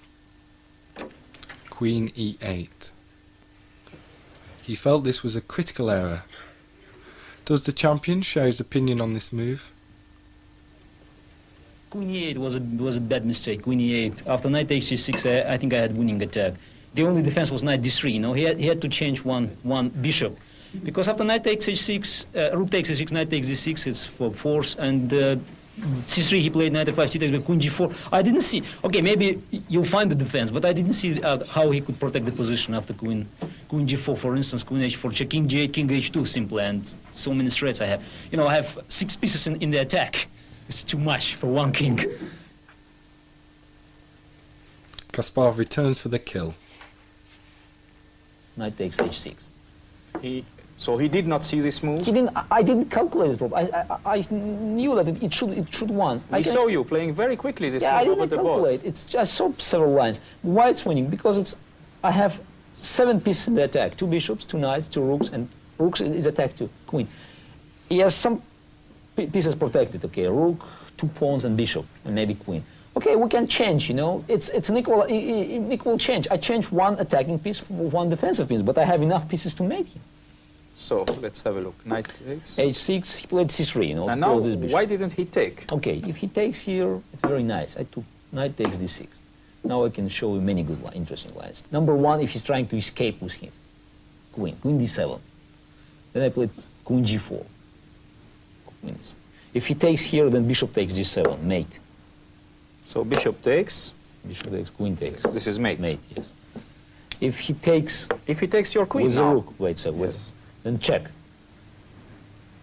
And he cannot Because of because check. and this is pinned. The pawn is pinned, and the king g8 is a mate in several moves. Bishop h7, bishop g6, and queen h7 mate. If he takes my queen, then it's a very nice combination. Check, the only move. Check, check, king f7, bishop g6 check, king g8, the only moves. Bishop f5, bishop e6, king g8, bishop takes e5 check, and bishop takes b7. And so you have a nice investment, which is a rook up after, rook up after this combination. Yes, and but it's not the end of the story. Actually, this line I saw at the board, but some other I found after. I just it proved that I was right, you know. In this position, he could go queen h5. And here I played rook g5. You cannot take here because knight f7 check and take the queen. If you take here, it's interesting, you know. Knight check. Check, king h8. Rook takes d1 and c3. And it looks very good for black because it's now the pawn is closed. Bishop is hanging, c2 is threatening. But suddenly knight f7 check, king g8, bishop g6, c takes b2, rook h5. And There is no defense. Wonderful. It's a mate, again mate. It's wonderful. It's mate again. So you had the feeling for this position. The feeling, yes. And final, I can show you the final. If he sacrificed queen, I mean just in this position, if he sacrificed queen by playing queen takes e1, rook takes d6. Then I played queen e4, threatening mate, knight d3, queen h4 check, king g8, bishop takes g7, and queen g4. And no defense. No the rook defense. cannot defend because queen takes. Queen takes, and that's all. And this is over. All the pieces Yeah, are all the- disconnected. Yes, absolutely. And I don't think Karpov saw it, but he felt that it's bad. He didn't take my knight. He was confident in your calculations or in your feeling. Maybe See, my feelings. he was just He confident. tried to close this bishop, you know.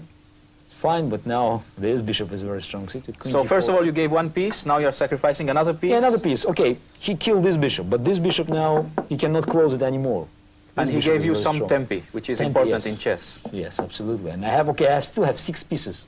In the So attack. 6 instead of 7. This is not a big loss. But no, there's no pawn, you know. But one defender less, as you said Yes. before. So instead of 5, now 4 defenders. Yes, and it's not enough. He played bishop c8, trying to To have some play. queen h4 check. If he goes king g8, then simply king h2 and no defense, knight g5. Knight g5 and then queen It's h7. a mate, yes. Mate. It's trying to stop me. Rook h6, take, king h2. Very An- strong move. An important move, you know. Just now my knight can go because rook is hanging without check. Queen e5, knight g5, king f6, queen f6, rook e8. Now I have only 5 pieces in attack, but you know, just 3 defenders left. And it's just 5 very powerful So it pieces. was 7-5, 6-4, and now 5-3. 5-3, yes. 5-3, yes. And So anyway, still the proportion is still yeah, very but difficult. 5-3 is much more dangerous than 7-5, you know. And for instance, any move, if you have bishop b7 here, then it says I have the same combination, but mate Immediately. immediately. He made the only move just to avoid the mate in 3, but anyway, it's here I play this very nice move. Queen takes h6. This is fantastic because in a world championship, it is very unusual to have queen Yes, sacrifices. queen sacrifices. Yes, this is true. Queen takes h6, knight f7 check, queen g6, and here it's unforgivable mistake. You know, you should Yes. take with the rook. Yeah, I know, but I just wanted to take all his pieces, you know, from the board. Because after rook take It's g6, a mate. Yes, you would mate yes, him just by removing the rook remove next rook, move. yes, this is true. Knight e7, then I took on e7, bishop takes e7, and rook g. And rook mate. here, checkmate, because no square for the king, No. and it is mated with the bishop. Yeah, unfortunately, this bishop could. Okay, I took his queen with the bishop. And I think the rest is just... Yes, and this is- okay, I have an extra rook again. So, do you think, Gary, this was the crucial game of the match? Yes. Of course. Yeah, yes, it's not the last game, but it's anyway, it was extremely important, and the match was won. Because Okay, after- I saved the title after this match. The match wasn't won, but I saved the title. It was difficult to believe that I could win the match, but still I could make a draw, which I missed in the last game. And I just decided to forget about title, about the whole match, but just to win this micro match or mini match out of 4 games, which I succeeded. At least one small task was fulfilled. We are now about to witness the magic of Garry Kasparov.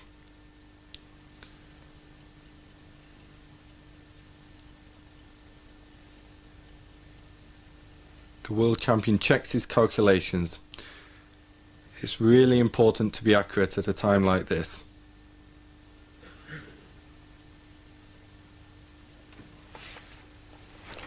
He has to restrain himself. Clearly, Kasparov's very excited here.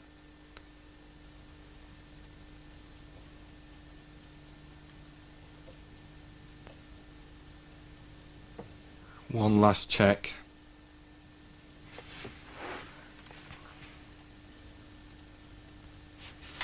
Now the incredible move. Queen takes h6, sacrificing the queen.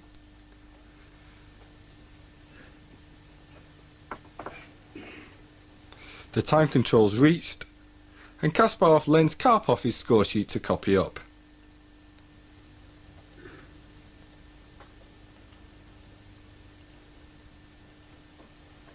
And Karpov concedes. What an incredible game by Garry Kasparov.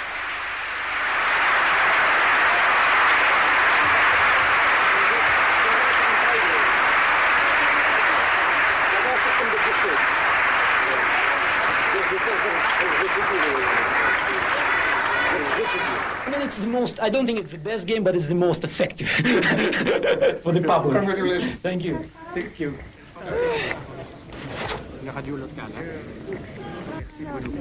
It's over and I'm happy, and I think that I believed from the beginning that this game will be very, very successful. I really believed it. Although there were hard times sometimes, but I believed all the time. I think that Garry is more than happy.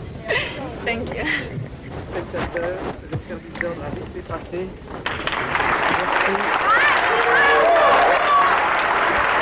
I'm very satisfied. I mean, I've got the initiative, and it's okay. I offered draw in the almost winning position in the game. It's 19, and now finally I won the game in my old style. Because maybe he wanted to beat you too much, no? No, I think it's he played the only tactic to fight for the match, because after game 19 he saw that maybe I wouldn't take too much risk, and that's why he decided to fight today. Okay, he's a great fighter. I mean, what he could do, I mean, he could play the defensive chess, but you know, Karpov is not the player who is satisfied with just. I think he doesn't care to lose too much or to lose 1 point. He wanted to win the match, and that's why he decided to fight. Bad luck.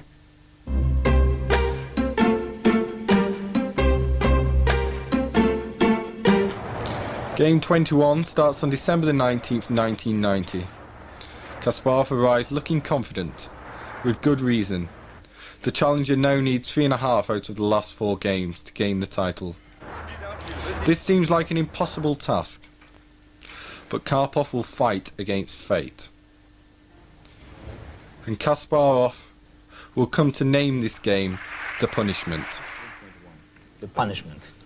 The punishment, Yes, we can yes, call this yes, game, yes. Garry. The challenger never surrenders, and Garry Kasparov will come to learn this by the end of the match. Again, Kasparov chooses a King's Indian defence, but this time Karpov deviates by playing 5 f3. This is known as the Samish variation.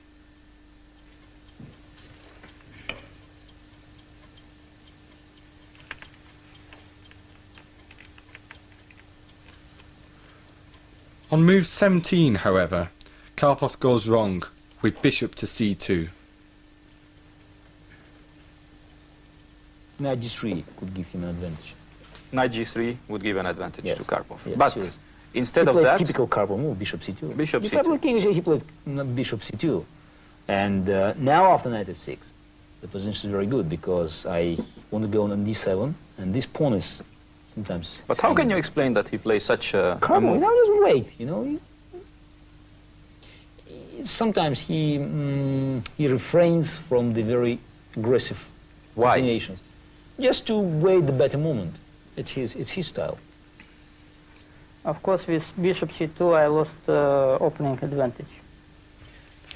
So Karpov decided to return the bishop to d3. Was this a good idea? And now, probably he made the best move. Strong character, you know. Not many players would admit it. So he admits his mistake and he Absolutely. comes back. So you think this is a Tempos, yes. very courageous move to Yes, play this in very this moment. powerful, yes. The chess player must recognize when he played a bad move, even if he has to show it to the opponent. No, otherwise, you can be immediately punished.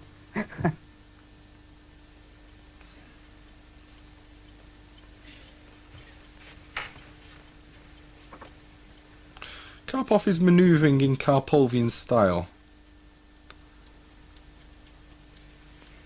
His knights are hopping around. The c3 knight hops into d5. What an outpost. Here I made a mistake. I took on d5. I should take here. And if he takes here, I have a good counterplay. If he takes with the bishop... You mean if he takes with the Yes, pawn, I then play- bishop g4 yes, attacking the yes, rook with yes. counterplay? If he takes here, then I took on d5.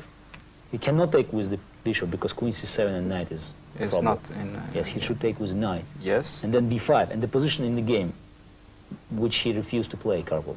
This is the position It's a because he took with the pawn Yes. And later on. This is a good position for black.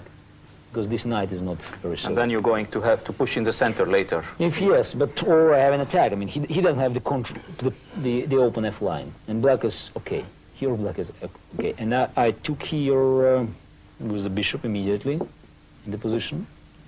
He took with knight. I took here on e4, and he took with the pawn.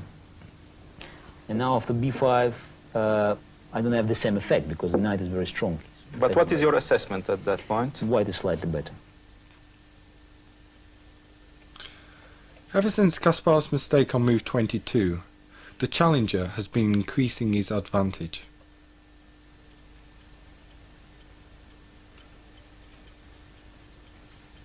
What does the world champion think about his position after he plays 28, queen to d8? Queen d8, yes, I have to activate my queen. It's the problem I cannot attack him here. I don't have enough pieces. And you think white is still better here? Definitely. It's the problem, another problem that this is, all endgames are very bad for black. Any change of piece gives good advantage here because this pawn is very weak and, you know, as it happened. He had to take here, he had to give out the bishop. He takes d4, queen e2. And I realized that it's not easy for black. And I think I made a mistake here, queen h4. This is a mistake. Queen g5 was much stronger. Because now if he tried to change the line, then I take here, and queen coming on d2, key square. Or I can threaten queen g3. After queen h4, he played rook f1, and if now I take here, queen g3, knight b4, I didn't see how to equalize the position. It's worse for black. Because, you know, the same problem. All endgames are bad. And the problem, I found the best chance. I tried to keep the rooks. Because with rooks, the pawn are not so dangerous. I mean, until I have rooks, I have some counterplay, and his king is with trouble. He played rook f4, queen g5, a3, bishop h5. Endgames are very dangerous because I'm losing this pawn. I play h5, and he made very strong move. Maybe it's a blunder, but he made a very strong move. Maybe he didn't... Maybe he didn't understand that it's a very strong move. Actually, everybody asked me why not knight takes e4. And this is very interesting because he takes here, king b1, rook takes e4, queen takes e4, unbelievable. And maybe this endgame was lost for black. I decided I couldn't go to this game in Because we can explain because if g5, for then instance. it's maybe b4 or B4. bishop d3. He's winning the pawn and it's coming. And just trying to queen. Yeah, yes, but how? I mean, this bishop doesn't work. There's an extra piece. There is a good bishop And against bad bishop. the bad bishop. And two passing pawns. So, Almost lost. And after b4, for instance, he could play a4, you know. And yes. That's why I decided to take my chance in this position. I decided to take my chance. I played b4, which wasn't probably the best chance. A takes b4, check, and knight b3. At least, you know, in the time trouble is always chance. He repeated the position. And here he played queen f2. Bishop d8, queen d8, rook f7, and I made the best move here, queen e8. And he sealed the move, Karpov. Karpov seals his move. Kasparov leaves the board. So how do the players feel about the position? I don't know, I mean, I did maybe well, but we have to analyze. Very complicated, very complicated. I could already win the game. Which move? 39 or 40 move. The adjourned game is played the next day. The chief arbiter plays Karpov's seal move. Pawn to b5. Kasparov gives us his opinion about this. I have to admit he's still the best move, b5, because after knight e7 or rook takes e7 is a draw. Trust me, we analyzed it, it's a draw. b5, and now it's everything is by force. Queen takes d4. We have to go queen e5 because king h6, bishop c4, completely lost position. Have to go queen e5, and this is an endgame. I think it's a dangerous endgame. The game is still very complicated.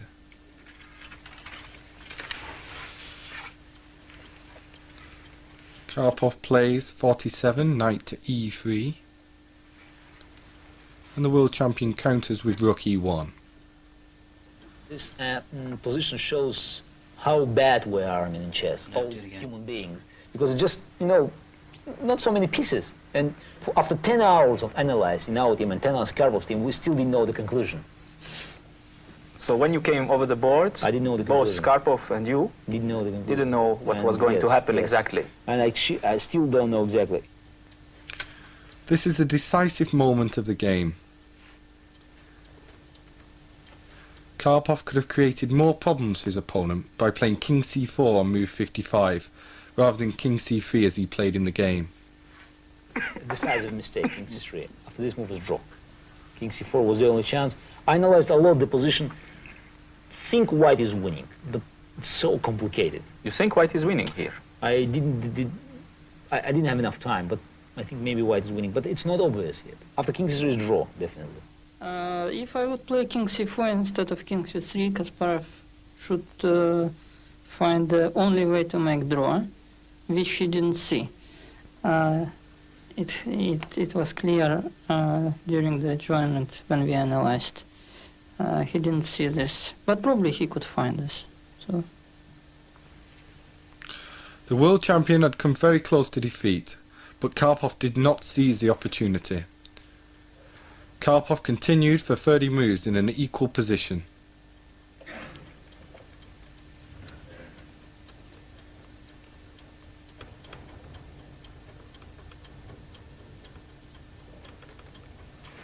But finally, he had to agree a draw.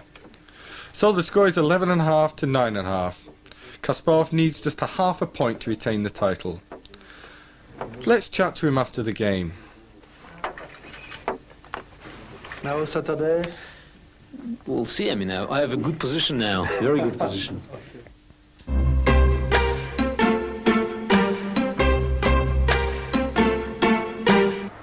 The 22nd game of the match starts on December the 26th, 1990.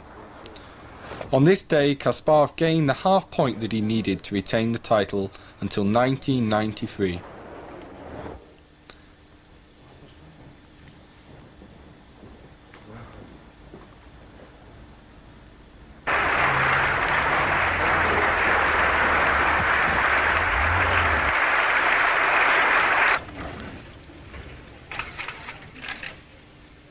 Again, e4. Yet again, Karpov turns up a few minutes late. The players opt for the Spanish opening.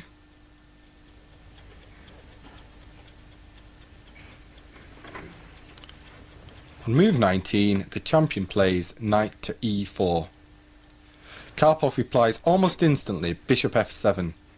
Was the world champion optimistic about the position? I have to find something else instead of 94 because here it's not very pleasant for white. He's pushing a pawn and knight. Problem with the position, my rook cannot come on g3, you know, without wasting time. This position, I had a choice when I thought. One is a very aggressive move, g4, just to attack. It's not very good, I mean, for this game. Another one to play more positionally. Black has some initiative. Karpov is really giving it everything. The champion's under pressure.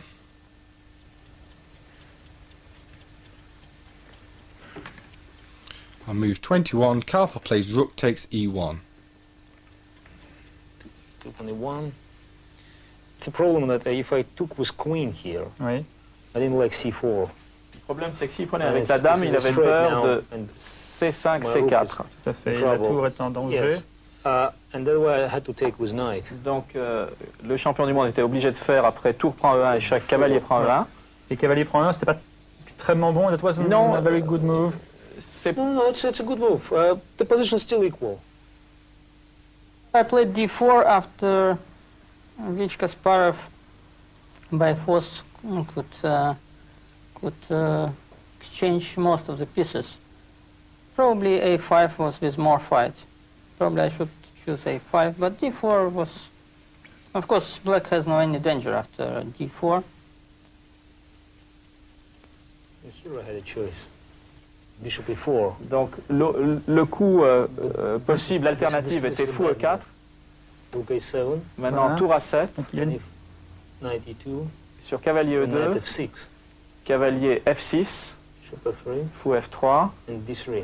et D3. And I cannot take again because of c4. Et on ne peut pas prendre à cause de C4. Voilà, The qui same. cloue la dame. The Et same un idea. clouage donc De sur la cavalier dame. sur la dame. Oui. And in Okay. this position I had another possibility.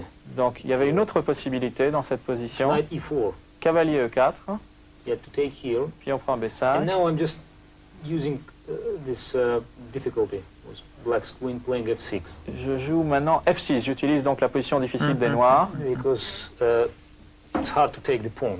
For C'est instance, difficile if de they prendre avec take, le cavalier, cavalier D7 prend then I F6. take, Maintenant cavalier take, prend, puis on and prend. this is very dangerous Et attack. dame Oui, parce que la colonne est G4 complètement échec. ouverte. Hein, la colonne G, là, est tout à fait Yes. ouverte.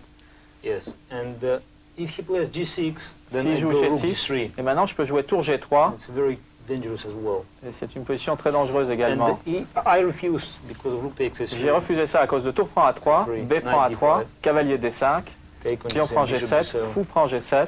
And this is a position when I have some attacking chances, but the C'est une pawns are very position dans dangerous. laquelle j'ai des chances d'attaque, mais les pions noirs Ils sont extrêmement sont dangereux. Hein. Il y a extrêmement deux pions dangereux. passés là, Yes, qui arrivent tout yes, droit Yes. vers. Maybe still draw. I could play knight d6, but C'est peut-être encore égal, je peux jouer cavalier D6, mais j'ai pas voulu Too prendre. risky.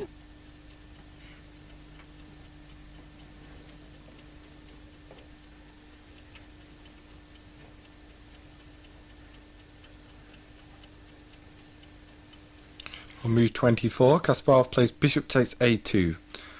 Karpov now has two possibilities. Either a takes b5 or c4 as he plays in the game. if he takes on a2, Oui. and I take, Le champion du monde est en train de nous expliquer que c'est un coup nécessaire, parce que si le fou avait pris en A2, then it's, for instance, par exemple tour prend takes A2, here, I take puis on prend here, tour prend A8, and then give check and take. et il gagne un pion qui lui donne un avantage suffisant Tout à fait pour suffisant. continuer cette partie.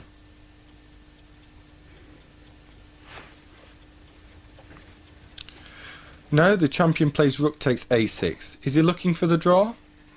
Oh, I'm looking for the best move. Actually, I didn't have big choice here.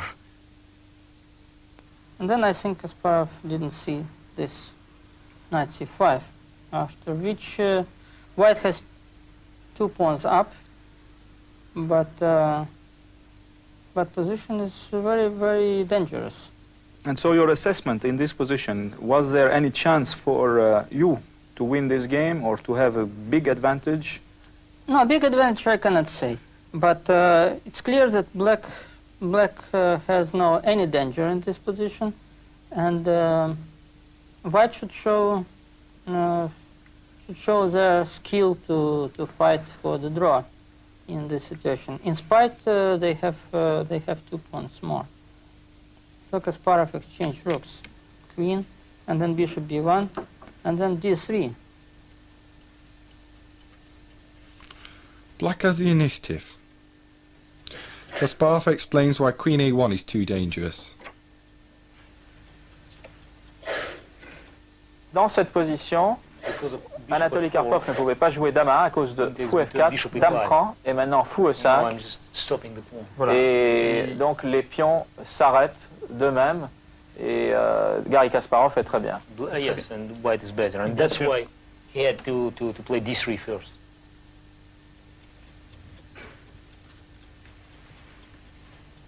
The critical moment of the game will occur on move 29. Kasparov plays b3. The position is complex, but the champion should be hoping for a draw.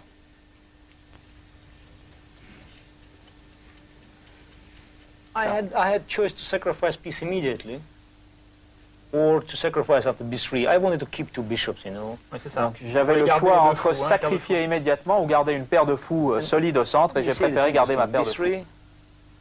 He took on b3. Donc après b3, cavalier prend b3, Took on d3. cavalier prend d3, Bishop takes c d3. prend d3, fou prend Voilà. d3. Maybe black is slightly better, but this is draw. Maybe les noirs sont un peu mieux, mais Mais cette c'est position l'avantage devrait qu'il être suffit pas. égale. The pawn is very dangerous. Le pion est dangereux, King is not very good. le roi n'est and I pas have très very bien good placé, bishops. et mes fous sont très bien And placés. it's very important that I can change queens. C'est très important que je puisse And then changer draw. les dames, et à ce moment-là, I c'est mean, nul immédiatement. Any change of pieces, it's normal for white. Chaque fois que j'échange une pièce donc avec les blancs, Any je bishop fais quelque queens. chose. Only I progresse vers have la to nulle. keep his knight, you know, because knight is not a good piece. Je to dois stop the pawn. simplement faire attention au cavalier qui peut donc arrêter le pion. Probably I could play better when he sacrificed, but maybe Kasparov just found the only way how to save the game, So how to make a draw. how to make a draw in this position. So he was fighting well also because it was not easy position for him. Yes, yes. So he found the right solution, I think. When you have one piece and another opponent has pawns, and there are queens, your only chance is to organize the attack against king. It's only chance. But my king is very good. Mais mon roi est très bien placé, And plus, protégé par mes if you pions. go to the king side, then it's the pawn is dangerous. Si vous allez trop vers l'aile droite, à ce moment-là, mon pion à l'aile dame devient The dangereux. pawn is well protected by this bishop, and then I can move it.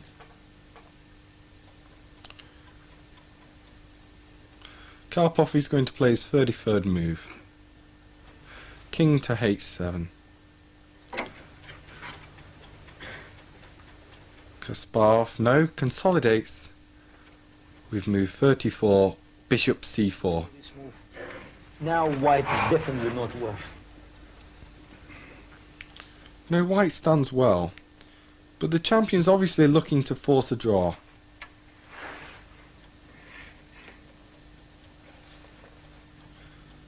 He does this on move 39 by playing bishop d4. Instead, he could have pushed his b-pawn, b6. This might have even given good winning chances.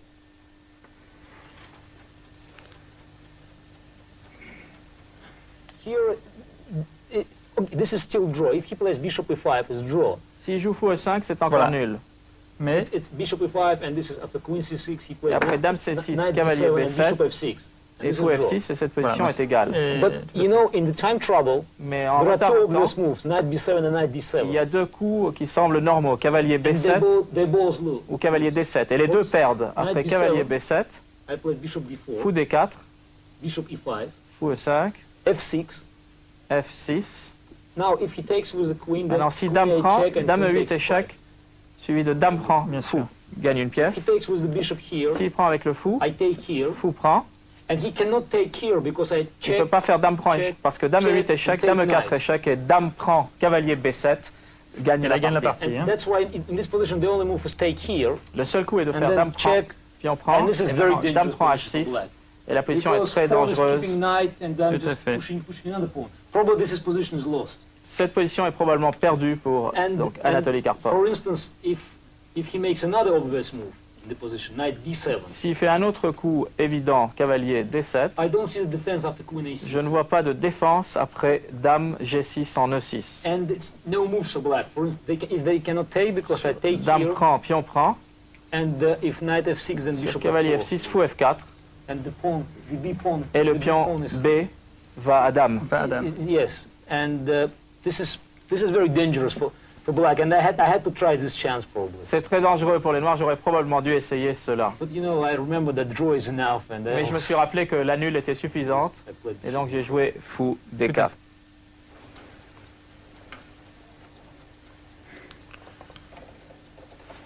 Karpov retreats the king to h8. Kasparov takes the draw by playing Queen E8 with perpetual check. The score is 12-10, so Kasparov retains the title. Is he ecstatic? Yes. Yes. So what? That's the only commentary? Very tough. I mean, the match is, it's hard to talk now because the match is not over. I have to finish this match with a good score. I mean, not to give any dissatisfaction for my new title. But anyway, I'm extremely happy because match was very difficult, very difficult. Karpov was well prepared. He played I think it's great chess, and it's I had to spend a lot of energy, and it was tough.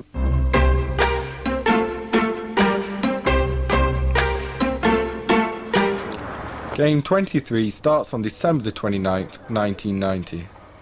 Karpov cannot win the title, but he still has hopes of drawing the match.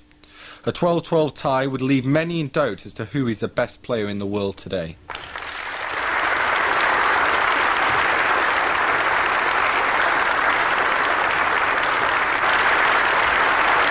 Today, Karpov wins an effortless victory. Let's ask him about it. I should play complicated chess today because I had no other choice. But I must say also Kasparov had the same idea to play complicated. So, d4, knight f6, c4. I think this is a mistake already. This is a mistake.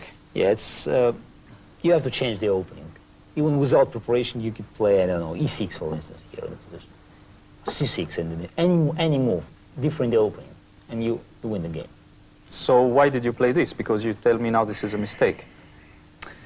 No, it's first of all, I didn't want to play chess anymore. It's the most important task was completed. I retained my title, and for me, yes, and it was very difficult to play. And to play the new opening, you need some. You should be encouraged by something. And then I decided, okay, it's not maybe good. It's bad. I knew it was a bad decision. But at least I know it, and I had some ideas. Let's try the old Evel is better than. So you think that by having already 12, there is a depression, yes, and you don't really like to play anymore? Yeah, this is true. Yeah, and this is a bad decision.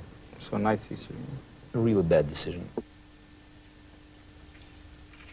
The King's Indian opening was played just as in game 21. But then, Kasparov decided to deviate on move 8. Queen h4 check. Did this surprise Karpov? Surprise. No, this is not new move because Kasparov played with white against Seravan. He was close to win, but he didn't win. This is well-known queen sacrifice after g3, knight takes g3, queen f2, knight takes two bishops. Donc c'est une partie qui est très connue. Kasparov avait joué ça avec les Blancs contre un Américain qui s'appelle Yasser Seravan, champion des États-Unis. Et là, on connaît la suite normale. Donc g3. Knight takes g3. Cavalier prend g3. Queen f2. Dame f2. Knight takes f1. Cavalier prend f1. Queen takes h4. Dame Knight prend takes h4. e3. Cavalier prend Then e3. king e2, the best move. Et là, roi e2, le meilleur coup. Knight takes c4. Cavalier prend c4. And then black has two bishops and two pawns for queen. So this is unclear position with slight advantage for white. And also, very long time ago, I had game, I think against Velimirovich, I played this variation. Kasparov seems worried.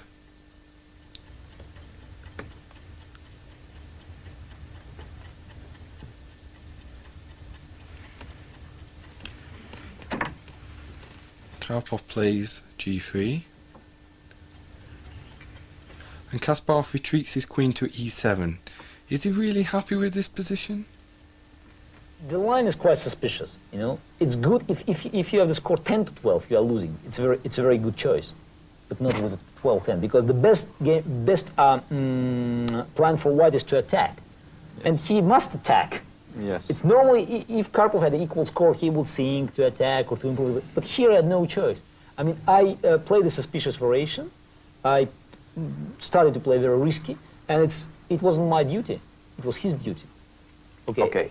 I think the result is a punishment for the this bad psychological decision. I believe in the punishment, you know, in chess. So, thank you. Let's. He played by the way, I have to admit, he played the opening.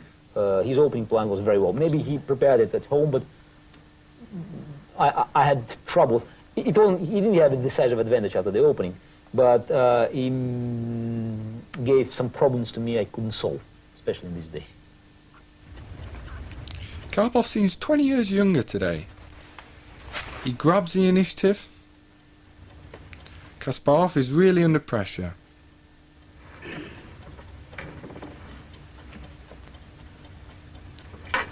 He has to play knight f6 on move 13 to bring the knight closer to the centre. So probably Kasparov was afraid of to put knight on c5, because in this case white could exchange in some variations knight on c5 and then moving pawn on g4 and to get control over white squares in the center. Donc probablement Kasparov n'a pas voulu jouer ça, il a eu peur d'un échange donc fou contre cavalier et puis ensuite d'avoir un contrôle des cases au centre avec g3, g4. First g4 Bien and sûr. then... D'abord G4 pour contrôler la case F4 et ensuite fou prend C5 comme nous le fait remarquer maintenant Anatoly Karpov. So that's why he didn't want to put knight on c5. C'est pour ça qu'il n'a pas remis son cavalier ici et qu'il est revenu donc de H5 en F6.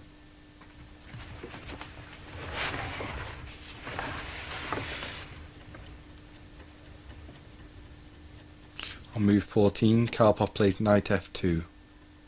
So this was not easy decision because C'est pas une décision facile. White had another possibility to play bishop g5 immediately with the idea to play g4 next. C'était pas une décision facile parce que les blancs avaient une autre possibilité, c'était de mettre le fou E3 en G5 avec l'idée G4, G4. G4, yes. D'accord. And but then after bishop g5, black could play knight c5 immediately. Mais après le fou en G5, à ce moment-là, les noirs peuvent mettre leur cavalier en C5, il est plus contrôlé donc par la diagonale du fou. Bishop left this diagonal. Parce que bien sûr le fou est parti.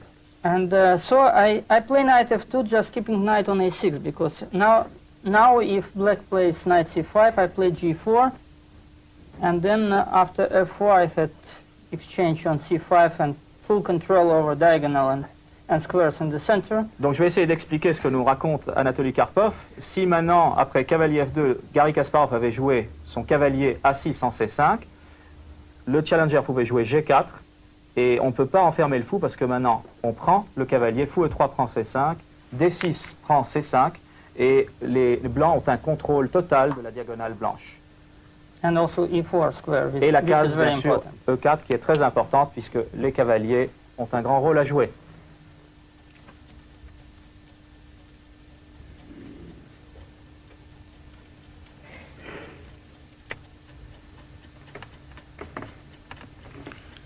Karpov pushes g4. If black would play another move, not knight c5, then I would have maybe another move also. But after knight c5, I have no time already. And I made all the moves just to prepare g4. If I don't play g4, then I should play another way three moves ago. Donc, le challenger nous raconte que maintenant c'est la seule voie parce que le cavalier est bien placé ici et il faut très vite attaquer contre le roi donc, de Garry Kasparov. Et s'il n'avait pas joué ce coup-là, il aurait fallu qu'il planifie sa stratégie différemment quelques coups auparavant. Nous allons revenir donc pour voir ce qu'a joué Garry Kasparov qui vient de jouer très agressivement E5, E4. This was played very aggressively. Do you think this is a good move? Vous pensez que c'est un bon coup?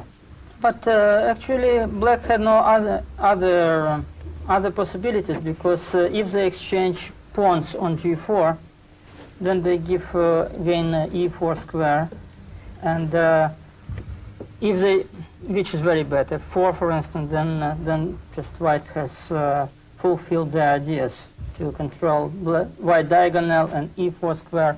Donc ce que vient de nous expliquer Anatoly Karpov, c'est que si les noirs échangent en g4, f3 prend g4, yes, avec donc un contrôle total de cette case et une attaque possible ensuite avec les pions yes, sur l'aile droite, h5. h4, h5, et là on va très vite essayer de gagner le fou donc du champion du monde. Ou bien alors l'autre possibilité c'est de jouer, comme il nous le disait, f5, f4, et c'est un mauvais coup parce qu'il y a un contrôle encore total de cette case qui va permettre à Anatoly Karpov d'attaquer le roi du champion du monde qui aura du mal à se défendre. Donc la seule possibilité c'est de contre-attaquer et de jouer e5, e4. This is the only possibility. Yeah, this is typical counter-attack in the center.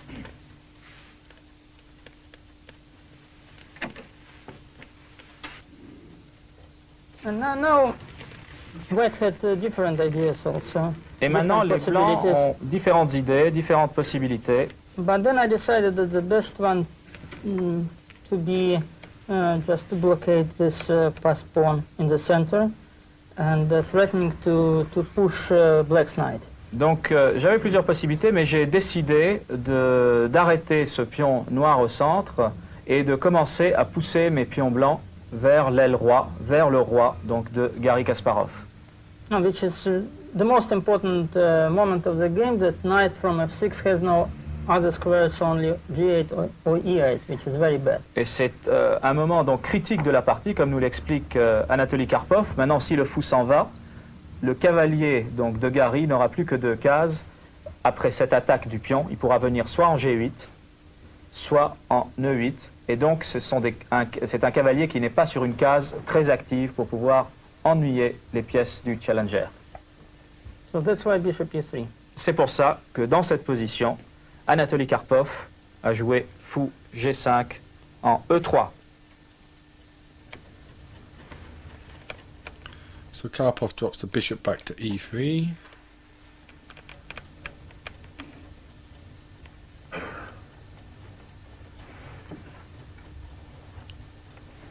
And the new world champion puts his knight on the corner of the board over on a4. Karpov pushes g5, hitting the knight on f6. Kasparov trades knights on c3. Quickly, Karpov recaptures b takes c3. Kasparov's under pressure here.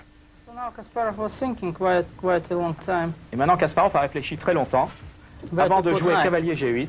Yes, he put it knight on g8. Of course, knight e8 just to protect bishop on g7.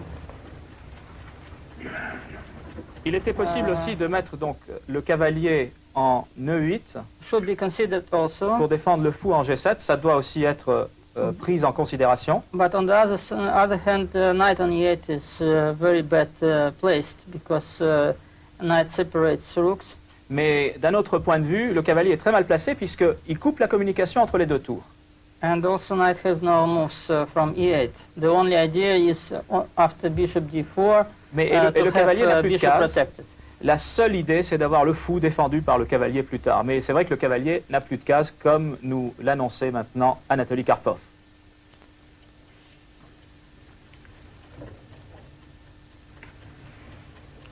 Karpov steps up the attack with knight g4.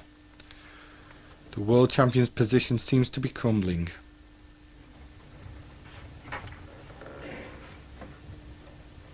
So I believe this was the strongest move of the game. Et maintenant cavalier f2 en g4 et Anatoly Karpov nous annonce que c'est probablement le coup le plus fort de la partie. Now White has an idea just to push h pawn. Maintenant les blancs ont une idée, c'est de pousser donc le pion. But before to do this, I just moved knight to control e5 and black diagonal. Mais avant de pousser ce pion, donc j'ai mis mon cavalier ici pour contrôler cette case et la diagonale donc de ce fou qui peut devenir puissant. And mostly just to block black's queen on e7. Et aussi pour empêcher la dame de bouger, puisqu'elle n'a plus de possibilité de venir sur cette case, sinon cavalier prend la dame en e5. Of course, it's very bad now to give up bishop, white bishop. Then maintenant, ce serait très mauvais pour les noirs de donner le fou donc contre le cavalier, parce que les blancs peuvent prendre. No, rook. Avec rook. la tour. Excusez-moi. Rook must take, and then la tour doit e4 prendre. pawn is very hardly protected, and then black never has an idea to have counterattack on the queen side. Donc le pion noir sera difficilement défendable et les noirs n'ont pas vraiment de contre-attaque à l'aile dame.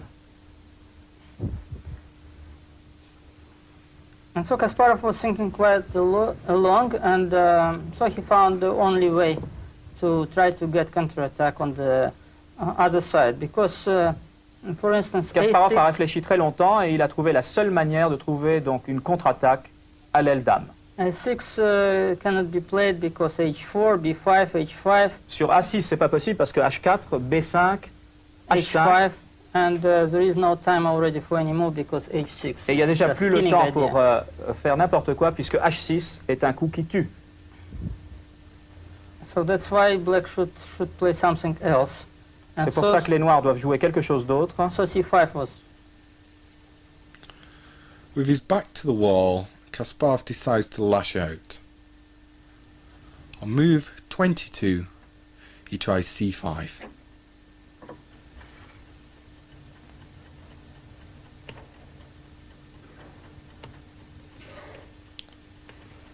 Karpov is not intimidated. He captures a pawn en passant.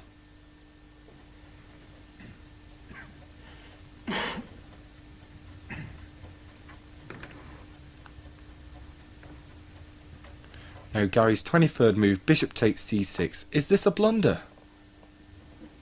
I think this was decisive mistake. Je pense que ça, c'est l'erreur décisive donc, de Garry Kasparov. Fou D7 prend C6. Only chance for Kasparov was just to give up with the bishop. Donc la seule chance de Garry Kasparov, c'était de prendre le cavalier avec le fou Just try to exploit this open B file. et essayer d'exploiter cette colonne B ouverte. Donc après, what do you play after? Rook takes G4. Maintenant, je fais donc tour prend G4, B takes C6. B prend C6, Then queen takes D6. Dame prend D6, Queen B7. Dame B7.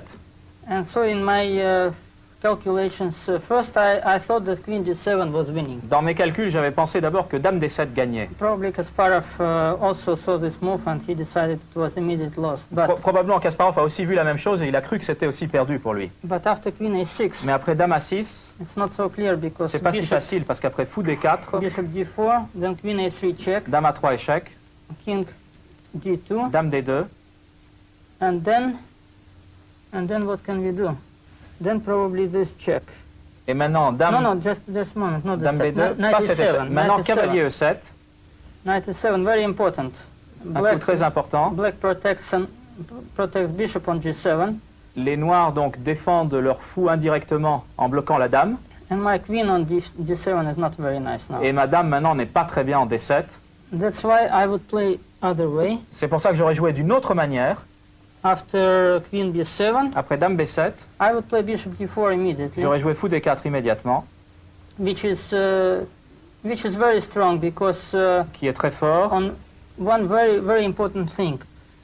If I exchange on G7, then I exchange queens and I'm winning easily. D'accord. But- Donc si j'échange sur G7, donc le fou, à ce moment-là, je vais échanger les dames et je gagne très facilement. Après Dame là, je gagne facilement cette partie. Yes, that's why Rook B8 is not possible now. Otherwise, Black would mate. D'accord. C'est pour ça que cette possibilité est exclue. Il y a un mat bien sûr possible, mais là, comme nous le disait Anatoly Karpov, fou prend, roi prend, et puis dame échec, on échange les dames et les blancs gagnent. But one very important thing that after Rook A to D8 or F to D8, Mais doesn't matter. une chose importante, après tour A D8 ou tour F en D8, Queen B4 is very important move.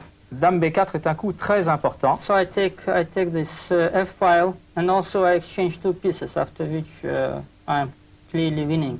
Donc Because Queen must go to F7 la dame doit partir en F7. and then I can take even on E4 with the bishop. Et maintenant, je peux prendre le pion en E4. So this is the main thing. But still it was more complicated than Kasparov played. Mais c'était la seule manière donc pour Garry Kasparov de continuer à rester dans la partie.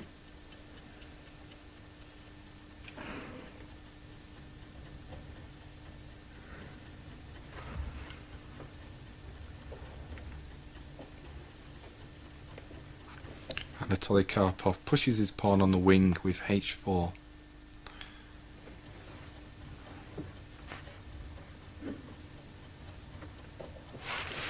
Gary lashes out with d5. This looks like a mistake.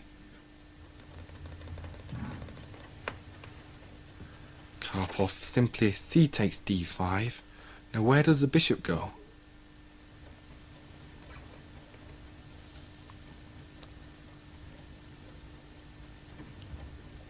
The world champion just gives up the bishop. Is he bluffing? Kasparov tried some last tricks in the game.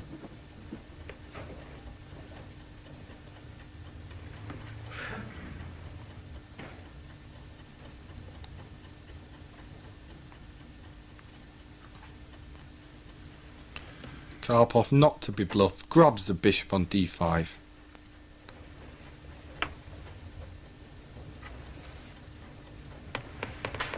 Kasparov plays rook c8, hitting the pawn on c3. Very calm play by Karpov. He offers the exchange of queens. Surely white's winning now. This was last trick of Kasparov. Fou d4, c'était le dernier piège de Rook Kasparov. takes c3. Tour prend c3, échec. Then if bishop takes, queen a3 check and mate. Si fou prend c3, maintenant dame a3, échec. Et sur roi b1, dame prend c3. With some chances to mate, yes. Avec de bonnes chances donc de poser des problèmes au roi blanc. And after rook c3, if white plays king b1, king d2 is still winning. But if king b1, then Maintenant, si king les b4 blancs check, jouent roi b1, donc dame b4, échec. king a1, Roi and then A1, rook c1 et maintenant un check, très joli sacrifice de tour qu'aurait pu faire le champion du monde. Tour c1, échec. Tour prend c1. bishop takes d4 check, Fou prend d4, échec. and Et donc c'est ou bien mat, ou bien Anatoly Karpov doit donner sa dame. Dame prend d4, dame prend d4, échec. Et avec la dame de plus, le champion du monde aurait pu gagner cette partie. but queen d6, and after this black would resign immediately. Mais après le coup donc, qui a été joué dame d6, comme on va le voir cet après-midi donc au Palais des Congrès, Queen d6 then, the simple way to win.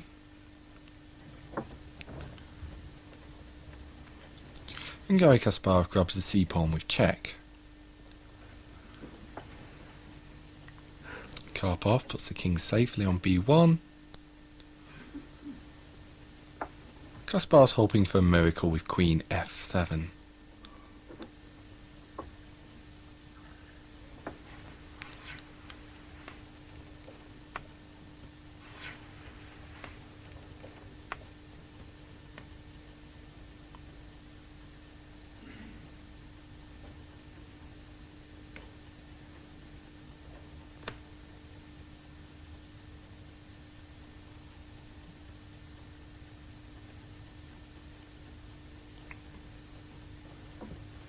Karpov plays accurately, bishop to d4.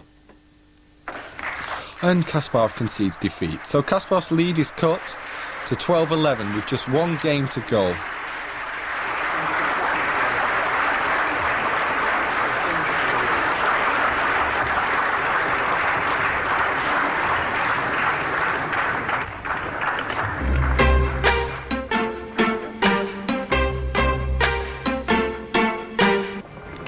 The 24th and final game of this amazing World Championships started on December the 31st, 1990. Kasparov leads 12-11. The challenger needs to win again to tie the match.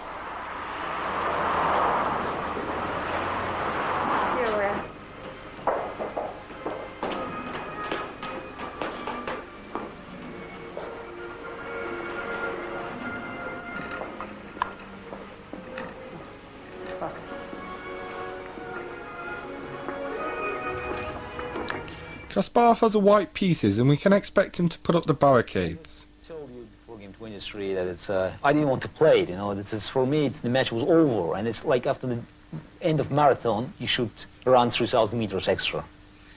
Why? But I understood that I couldn't allow to lose the game. At least to stop these rumors about the setup in the match and so on.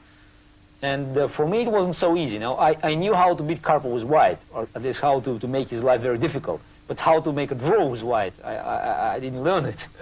So you think your choice that you... I think it was the best choice. I mean, I didn't want to profiliate move e4, you know. e4 saved my title. I mean, it was a move to crush Karpov defense. To play e4 for draw, you know, it's a very bad taste. I should play something more solid and another move. That is knight f3 is. Most of professionals, especially on the top level, know then that knight f3 is the most secure and most quiet opening. So after knight f3, white has no any danger to lose the game if they want to make draw. And I could recall my match with Koishna when I had one point ahead before the last game in 1974, I also started with knight f3 because after knight f3, no escape from the draw, and it's very difficult to find a real fight after knight f3. So I think this was the right choice of Kasparov. So you think this is the right choice? It doesn't show that he really wants to make a draw, and it can bring him to... No, he showed immediately with the move and how he made the move that he was ready for a draw any moment of the game. Psychology is important in chess. A player in a dominating position has a tendency to relax. Perhaps Karpov is counting on this, but Kasparov is taking no risks. He wants the gold and diamond trophy and the multi-million-dollar first prize.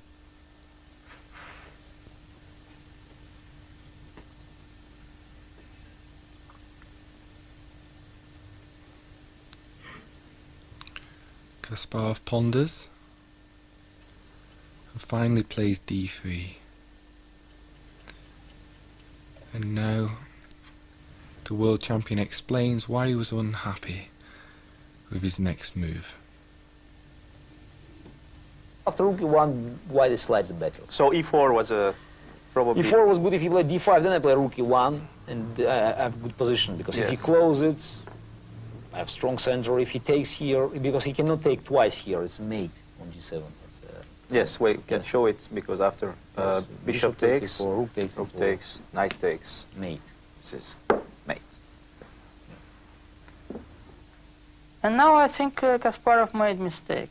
He played e4, after which he should suffer a little bit, because he considered d5, which is quite clear.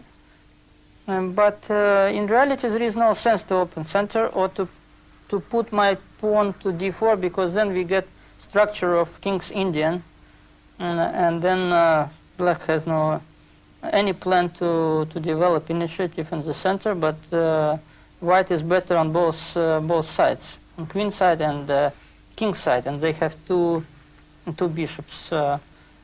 This quite known advantage. But a6, this move Kasparov didn't see, I believe, when he played e4.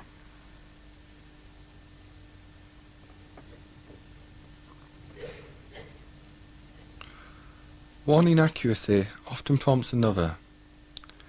That's what happened to the world champion when he played c4 takes b5. What does Karpov think about the move? Then I was surprised with probably next 10 moves of white, because from equal position Kasparov could play rook a to b1, bishop c3, so just not to make any action. So you mean he could play this? And bishop c3, yes, and just to keep the position, I have no any ideas. And this is equal? This is absolutely equal, with some chances for white in the future because of two bishops. Instead, Kasparov lost nerves. Or so you think this was another crucial moment of the match? Yes, sure. Kasparov just could not keep tension anymore. And he wanted to make draw immediately. To finish immediately. And then he got big problems, and probably he had lost position. I played here, I did a very bad move. I took on b5. Yes, this was very strange. No, it's not, actually it's not a bad move. It's not a good positional idea, but actually I could take here with pawn, and if he takes with the pawn, then I play a4.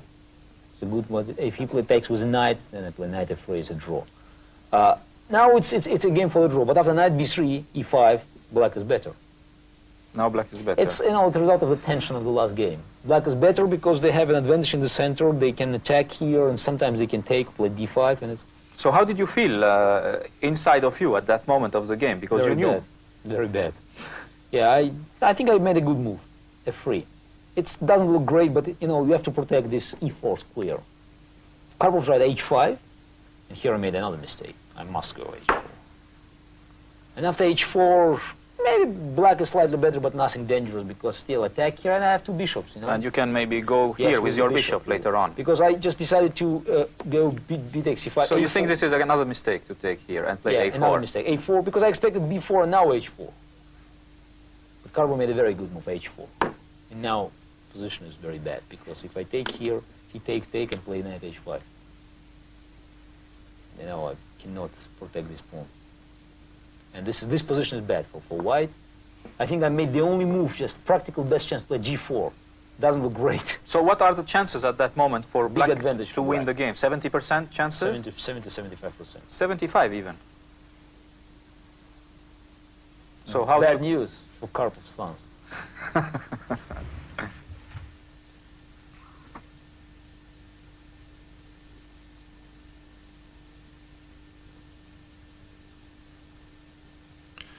Karpov pushes c4.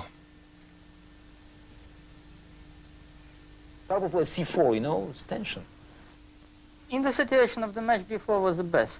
Probably c4 is stronger what I played. Yes. But just if we consider To keep the tension still. the situation in the match, it's much more difficult for white to play after b4 than after c4, because c4 forces the situation. Yes, but why did you play c4 if you have the choice and you are a player who is known to can keep the position for hours and hours? Why did you finally maybe you wanted to get rid of the match, you wanted to finish immediately, you couldn't stand the tension? No, What happened exactly? Just for 1 or 2 minutes I lost control over myself, and I just missed very simple way. After c4, only move, b takes a4, bishop a3.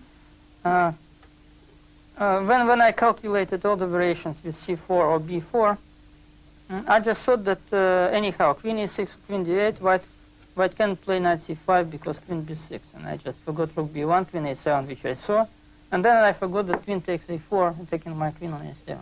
So you forgot this line after Rook this? b1, queen a7, queen takes Queen a4. takes a4, and now white is a pawn up. Yes.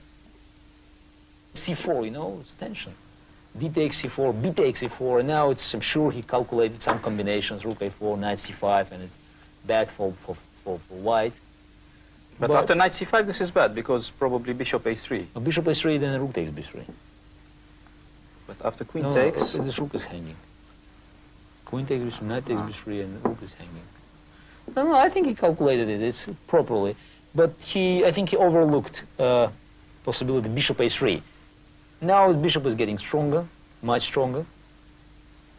Anyway, after the queen e6, black is better, still much better. But at least I have some chances, you know, to protect, because I have good bishop and his bishop doesn't play. He played queen d8, and after knight c5, it's not so dangerous for white anymore. At this moment, already I lost most of my advantage. I missed it. Of course, I should... How did you feel at that moment inside of you, when you saw that you probably... No, I was very disappointed, of course, at this moment. So now you relaxed after this move? No, I was still tensioned, but I felt that the most dangerous is behind me. He played bishop c6, I don't know, it's pawn sacrifice. He wanted to keep queens, but I won the pawn, you know. Now there's no this dangerous pawn. He could combine, you know, this dangerous pawn in the end game and attack. Now there's no pawn, and he cannot use this square for his rook anymore. It's important. And I have only problems here. Okay, fine, it's not... If you have problems in one side, it's not dangerous. So take here. I change knights again, rook c3. I think its position is equal. Black has enough compensation, and he should check give check first, and then queen a5. He put queen a5 immediately, and after rook d3, now black should be very... Black is lost. No, it's not yet lost. I mean, I think the position is still not so clear. He made here another mistake. I think it says bishop a4, queen e1. Probably, I don't remember. Oh, queen c7 was the only move. If bishop c6, queen takes c4. Not clear. I mean, black is worse, but it's not clear. He made a move queen a6, and after this move he's lost. Bishop c1, he is losing the material, because if he takes here, I play rook c3, queen d4, bishop e3. It's hanging. He made probably the only move, knight e6, rook a3, bishop e3, queen d6, what else? And here I made my move, rook takes a4, and I made a very unique draw for draw, as I said, was a position of the big strengths. So this was a very fair... Not fair. I mean, I knew the result. I think it's enough. The game was completely won. Black should resign. But people saw it as a very fair thing Well, from your part, because the match was very tough, and it was a very fighting style. Yeah, no, it was, yes, maybe it was fair, but it was a pure decision. I mean, the match was over for me. I played, you know, these 2 additional games, and I didn't want to win the game. The position is completely winning. She should resign. I have plenty of time. In 5 moves, adjourned. Would resign without an adjournment. Game was won. But, you know, show, I don't need it.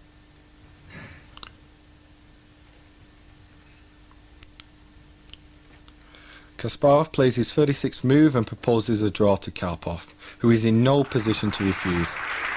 So Kasparov wins the match 12.5 to 11.5, demonstrating that he's the strongest player in the world today. And it's good to see the players after the match analysing together. I take this opportunity to wish Happy New Year for chess fans and then French public, and yes, it's already New Year in my country. See you guys. So as you could see with our analysis, so I could win today. I missed better position and good chances to beat Kasparov. So I played very good game actually, but then I made mistake in one move. I just wrongly sacrificed pawn. I should protect this pawn, and then I had much better position. So, but this is a game. What's happening? Chances. What's happened in 3 years, according to you? Well, we shall see. We shall see. I will play. I will fight. You think you still have chance to beat this man, or you start to have Of course, why not? What's he? How can you beat him? Hmm? Do you have a strategy? How do you know how you can beat him? No, now first I have to think about how to beat others, and then to make strategy how to beat Kasparov. But I think in these matches, in this last 2 matches, I had good chances. So I missed in Sevilla, and unfortunately I missed here. Thank you.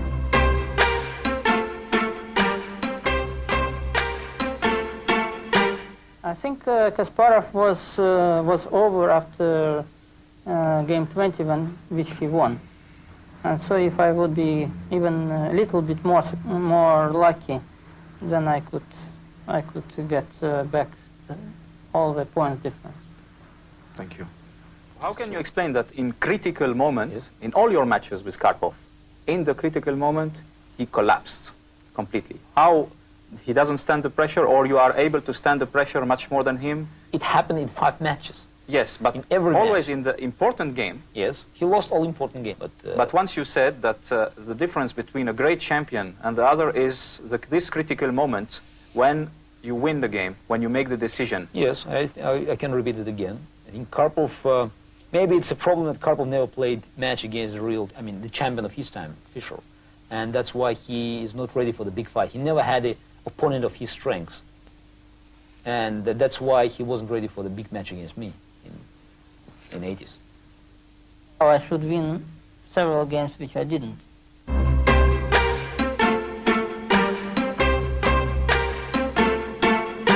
How do you explain that Karpov was most of the time in time trouble, and you had a very good control of your time in the games? That's the only success of my psychological preparation for the match. I mean, I could prepare myself not to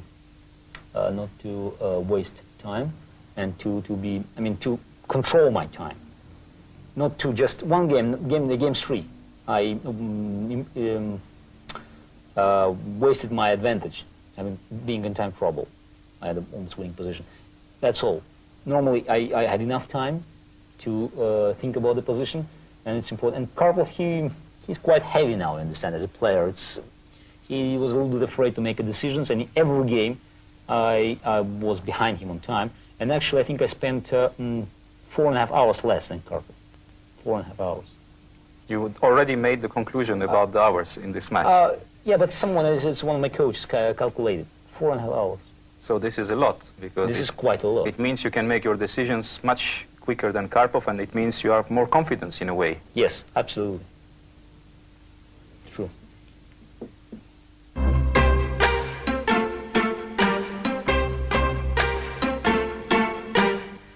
chances?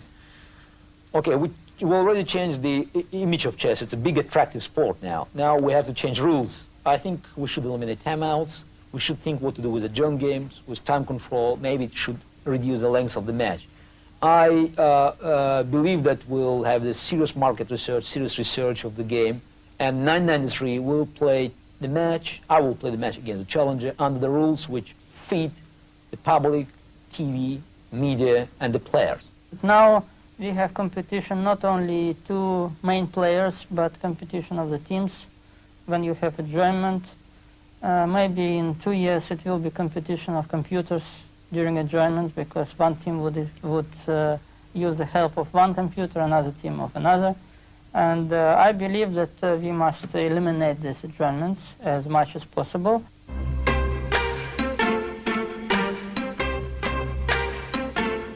I have to admit that I needed Karpov to be Kasparov as I am today. He forced me to study chess and to learn many things, and I forced him. So he improved because he played with me, I improved because I played with him. So this is just mutual influence over each other. Chess is a fight of two different, types, and it's and maybe it's our fight is well placed at the chessboard. Spassky is associated with Fischer, and Fischer is associated with Spassky because they played match for the world title. And for 10 years, my name was associated with Korichna because we were playing for the world title. And now we are playing for 7 years already with Kasparov. It's a great chess player and the only appropriate opponent for me in the chess world. I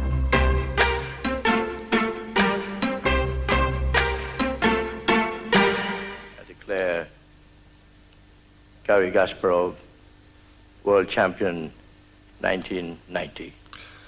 FIDE President Florencio Campomanes has just crowned Garry Kasparov world champion for the 4th time in a row.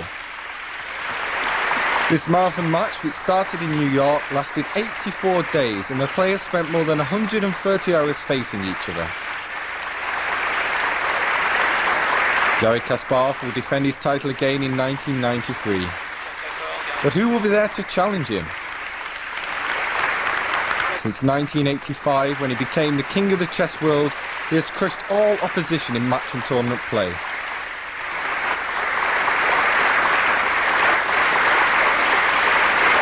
We must all pay tribute to the courage and tenacity of Anatoly Karpov, which helped to make the match so spectacular. And look at Kasparov. After such a long match, and he's still not too tired to take on Lyon's mayor, Michel Noir. And he seems to be doing rather well.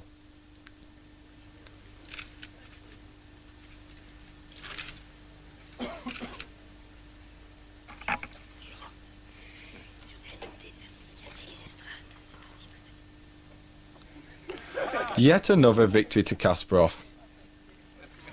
And all that's left for us to say is see you again in 1993, Garry.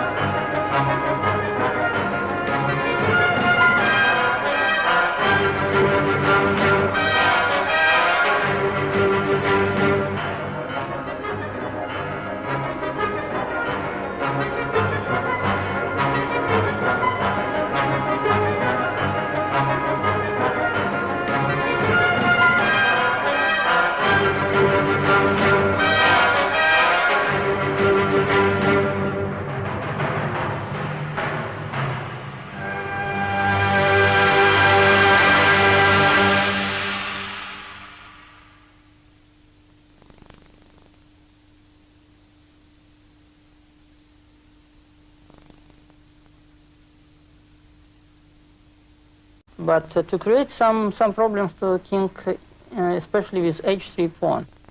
H3, very interesting move. Interesting. Interesting, yes, interesting move. I played bishop h1. And now this But move. maybe he could do something better, yes. 94, yeah. It's a very nice psychological trap, yes. No, tactical trap, f3. Can we maybe show it? Yes, d3.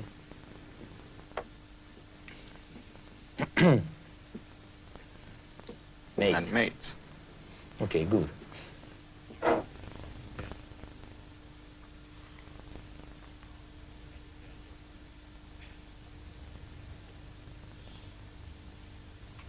Players watch each other like hawks. Masha, Kasparov's wife, even looks nervous.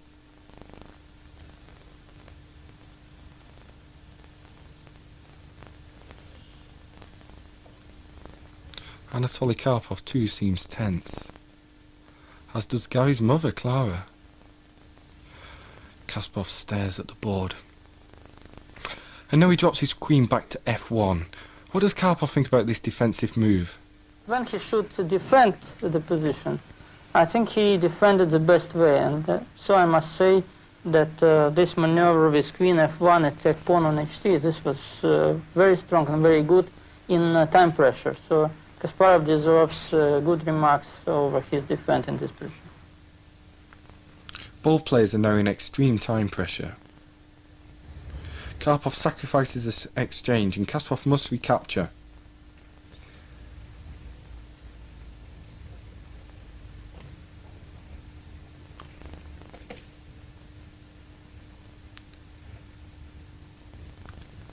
Now Karpov starts checking.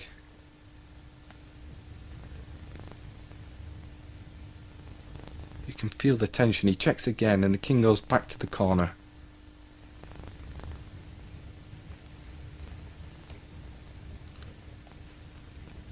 Another check.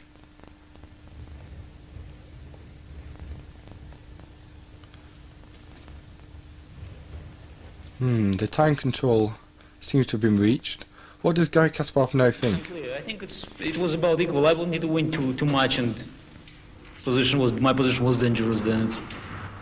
I think it should be draw now. And now? It should be draw. When did you prepare this? Sorry? When did you prepare this? This move? In Spain, and then here we analyzed it. Actually, we prepared the whole strategy here in France. I mean, we wanted to make a surprise. Okay. Interesting. Thank you very much, Gary. Thank you. The game was agreed drawn, so challenger and champion go into the 15th game with 7 points each.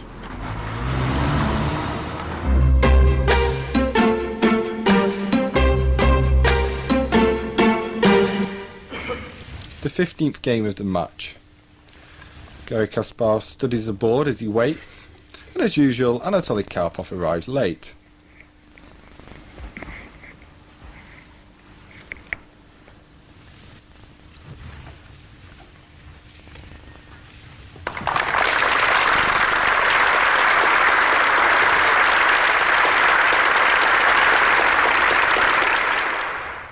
True to himself, Karpov plays d4, and Kasparov has played the Grunfeld defence. He receives a surprise though on the 11th move. What does the challenger think of this? Right. Very strong move. Very strong move. I mean, he's starting to attack and to mate me. I can always change queens, but then we'll go straight to the very unpleasant endgame for black. And unfortunately, this exchange is the only way to stop the attack. It's the only way. I think it's a refutation of the line, e6. This is a refutation. Absolutely. It looks very obvious, but How come that there was such a hole in your preparation? I think it's because of a very intensive preparation, and we had to do so many things which should be done during the pre-match preparation. So even the world champion and his team can sometimes miss a simple move, Definitely, which is like bishop h6. Definitely.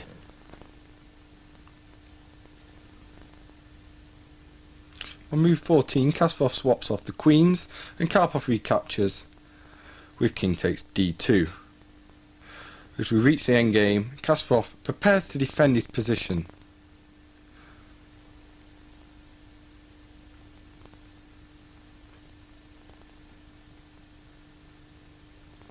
Move 18, bishop d3. Is Kasparov worried about this move?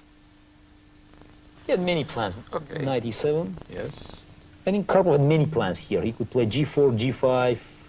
He played a good plan. Maybe it's a problem to have many plans. He actually had 3 plans, you know. Yes.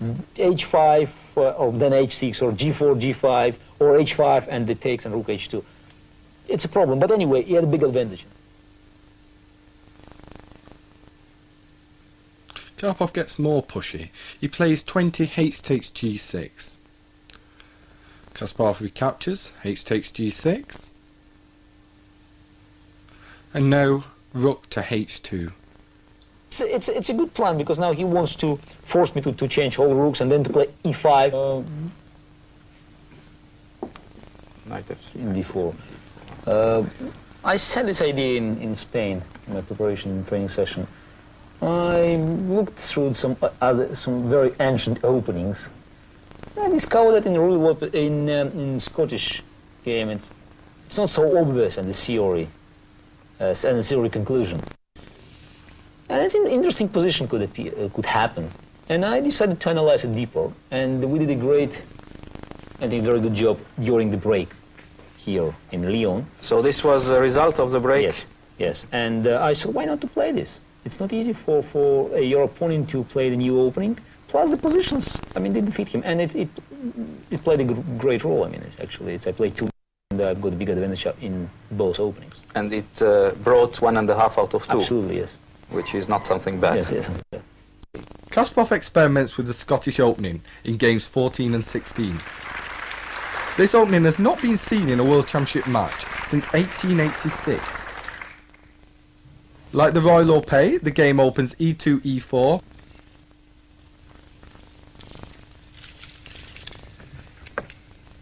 e7, e5. And then g1 to f3. And knight c6.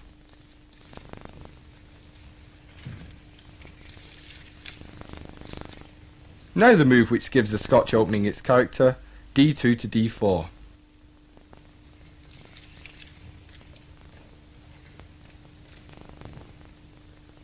So now we're going to talk about the black choices that you had. You played the Grünfeld and you played the King's Indian. Once you said that the Grünfeld is 100% correct. So why did you also play the King's Indian? Yeah, I think that any opening is 100% correct. It's any normal opening, and it's only a matter of your feelings, your mood, and your preparation. And I have to admit that Karpov prepared a very unpleasant system against Grünfeld. Plus, he prepared, I'm sure, some interesting innovations which he couldn't show except one, bishop a6. I think I discovered them. I discovered his home preparation. That's why maybe we played many games behind the stage. I mean, in the home analysis. I think it's really unpleasant. Plus, it's an interesting move order. Bishop h3, queen d2. It just excludes some possibilities from black. And I have to admit again that it's not easy to organize a counterplay with black. Black could play for the equal position, but he reduced black's opportunities to find for the initiative, fight for the initiative. And I felt that it wasn't the positions that happened in Grünfeld were not sufficient, for my match strategy, and that's why I decided to quit Grünfeld. Plus, I lost the game. Okay, I had a bad position in game 9, very bad in game 15. But anyway, until you lose, you can continue. But when you lose, it's better, especially if you don't like it, better to leave. Okay, so this is because you didn't like anymore the line. You came back to King's Indian, which is... Yes, King's Indian is more solid, But anyway, even in King's Indian, Karpov discovered this system. Bishop is free, and plus Zemich. It's another story, Zemich, but this bishop e2, bishop is free, to reduce black's active opportunities. which is very unpleasant. And it was the base of his strategy with white, to reduce my active counterplay, and he succeeded with it.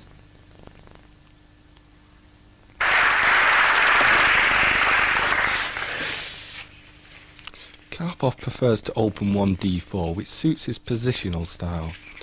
Kasparov always plays knight f6.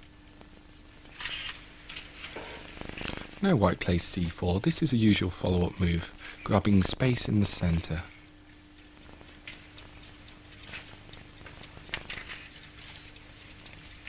Kasparov plays his usual g6.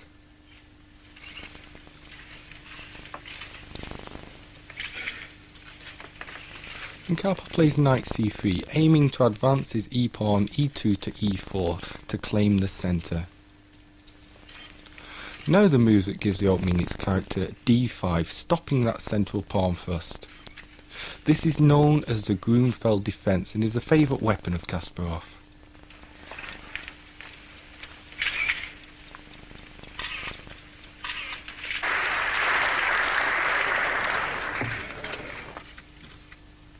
Again, Karpov opens d4. And again, Kasparov's favourite reply, knight to f6. The opening develops the same, c2, c4.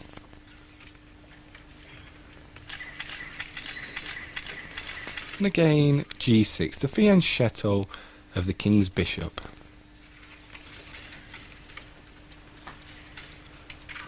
White plays knight c3. And here Kasparov deviates. He fianchettos immediately that king's bishop. This gives it a distinct character. Karpov grabs the centre with e4. And now Kasparov plays d6. This opening is known as the King's Indian defence and is another favourite of Kasparov's.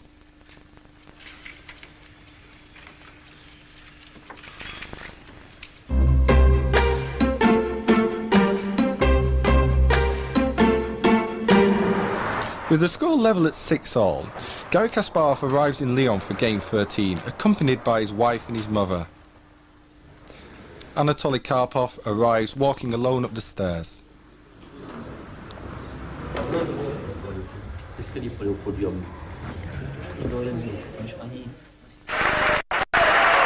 round of handshaking. Finally the players come face to face with each other. Karpov opens d4, there's no surprise here.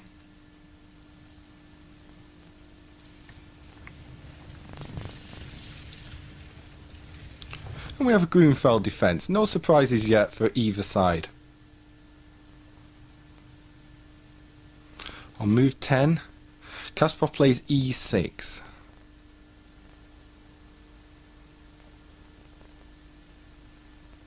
Now Karpov advances his d-pawn to d5. Garry Kasparov has something to say about this move.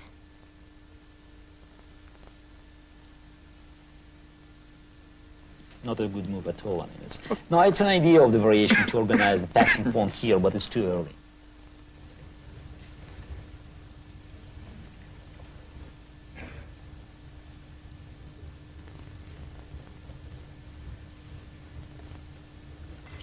Karpov's inaccuracy on move 11 is met by Kasparov's inaccuracy on move 15, knight b6. Kasparov felt he had a much better move than this one. Here I made a mistake, very bad mistake. It's not mentioned here, but knight b6 is a bad move. After knight f6, knight f6, c4, queen a3, it's a big advantage for black. Big advantage.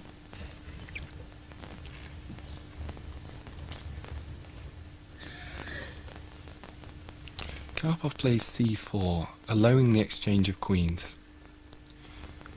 Kasparov takes the queen on d2.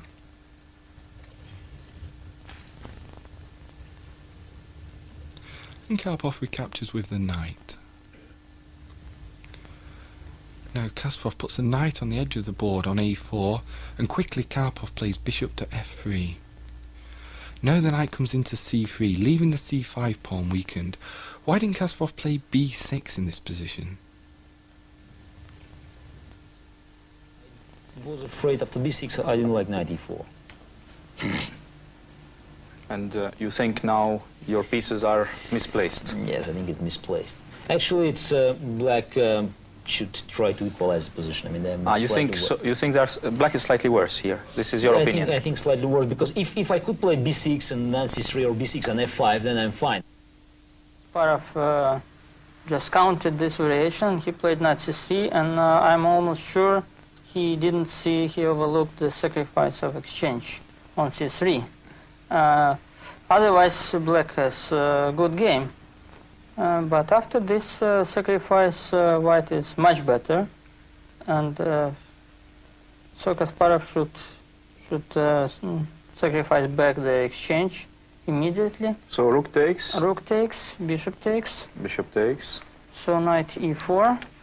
Yes. And then it's very difficult to find good.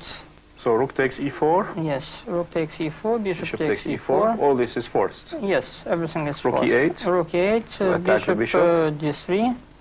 Then he played b6. Which is forced. Which is forced, yes.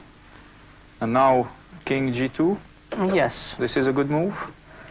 King g2 is not the best. Maybe move. bishop c1, rook c1. Rook c1 was a little bit stronger, just to attack the bishop. To attack the bishop, and then just not to give me this opportunity f5. Do you think white is slightly better in this position? Definitely better. Definitely better.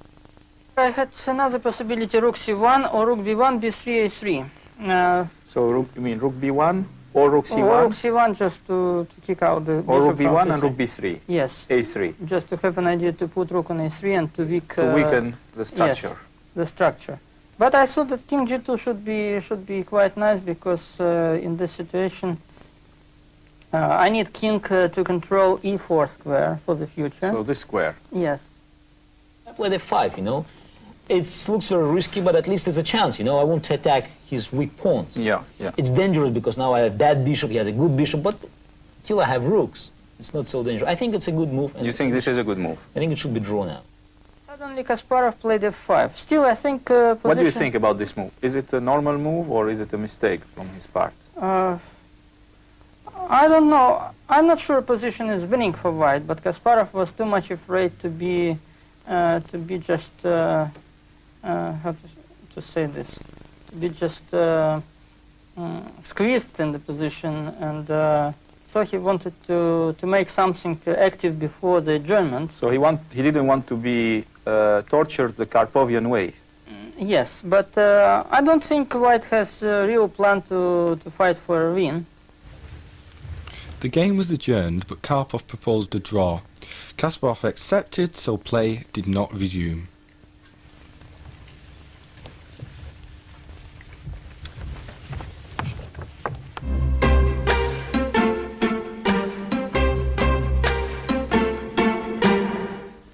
Game 14 began on November the 26th in Lyon's Palais de Congrès. Kasparov arrives at the board in a mood of concentration. He's prepared something very special for Karpov today. He opens e4.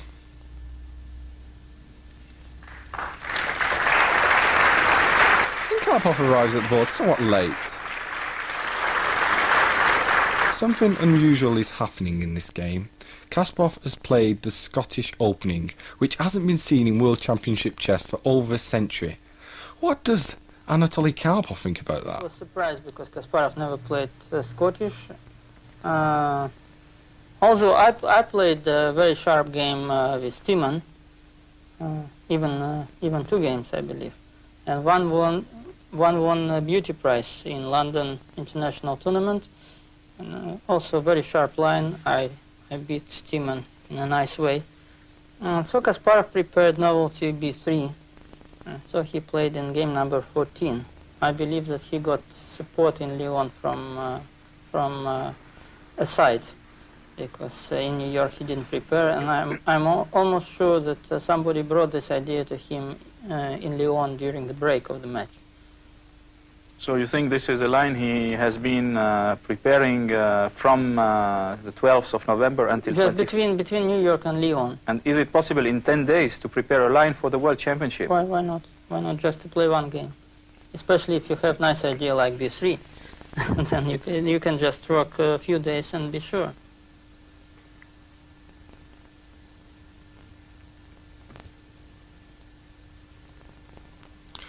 Karpov plays his 8th move bishop a6, the world champion shares with us the secrets of his preparation. Karpov won several games with this opening, and normally they all played knight d2 here. We prepared this move b3. It's an interesting line. You know, white is behind black in to develop pieces, but they have got some advantages. One is the pawn structure, because if you play f6 or d6, I change pieces and then I have better endgame. So this is a new move? Not a new move, but a very rare move. Plus this bishop, you know, very strange what he's doing here. And this black should play very, very active to use this advantage, and it's not Karpov. Plus, yeah, there are many moves in the position, many moves. It's f6, queen h4, long castle, g6, and Karpov played long castle. It's normal reaction, which is maybe not very good. And I play this interesting innovation, g3. So this is a new plan, you know. There's double fianchetto, and the idea is just to play isolated bishop, and finally this knight would go back, and plus king doesn't. Rook a8, bishop b2, f6, bishop g2, takes an e5, castle. So what is assessment now at the moment? White is better. White is better. White is maybe the pawn is not better. important. Pawn will disappear, but look at the pieces, you know. Karpov tried the only chance. Because if we play normally, you know, I play the central strategy, and so yeah, and now I made a serious mistake. I play queen d2. This is a mistake. I think this is a serious mistake, and it's not a big secret, you know. It's a mistake because look, I have an advantage in the center, and it's for me it's necessary to win the pawn and to change queens. Just to play, why not to play rook e1, for instance? Just it's a strength. After Kasparov's 14th move, queen d2, the fight becomes very tense. As the duel gets underway, Garry Kasparov will give us his impressions after his 18th move, queen takes a7. Now the position changed, you know. His bishop was very bad here. My bishop was very good here, for instance, his bishop was very bad here. Now his bishop is very good because it plays, you know, it protects king, it plays an important role.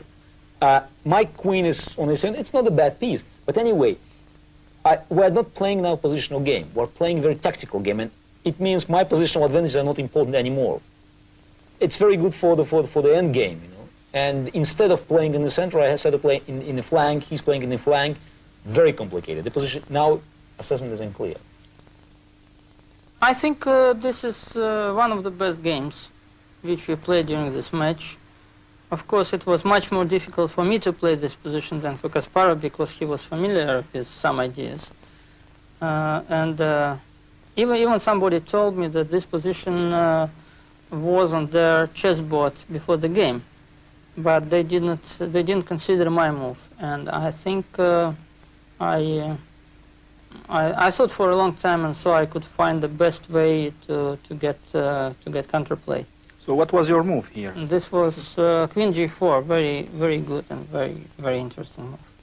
And then he played knight a3? Yes, he played knight a3.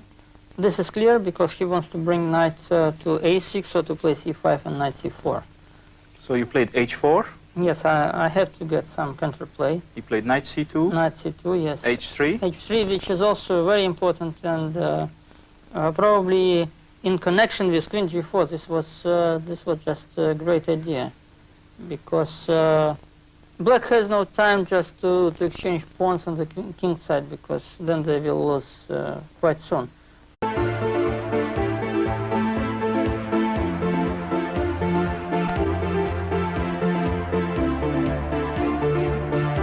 On January 2nd, 1991, Garry Kasparov was officially proclaimed world champion for the 4th consecutive time. After a heavy fight, Karlov's Gold and Diamond Trophy was presented to him by Michel Noir, the mayor of Lyon. Garry Kasparov was born in Baku in Azerbaijan on the 13th of April 1963. Crowned world champion in Moscow in 1985, he obtained his title against Karpov when he was only 22. The challenger, Anatoly Karpov, was born on May the 23rd, 1951, in the Urals.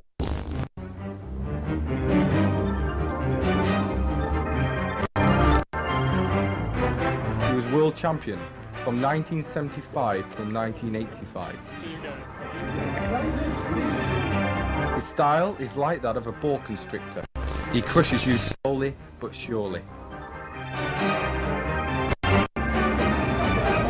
Gary, we will thank you very much for being with us to explain the games, about the World Championship, and how you won very convincingly this match, 12.5, 11.5, with a big fight, big games, big tension, nice openings. Since the 1987 World Championships in Seville, the public image of chess has evolved considerably. For the first time ever, the champion challenger will analyse on screen their fantastic fights.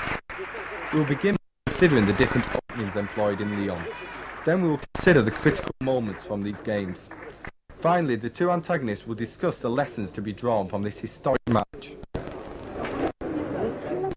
Get title.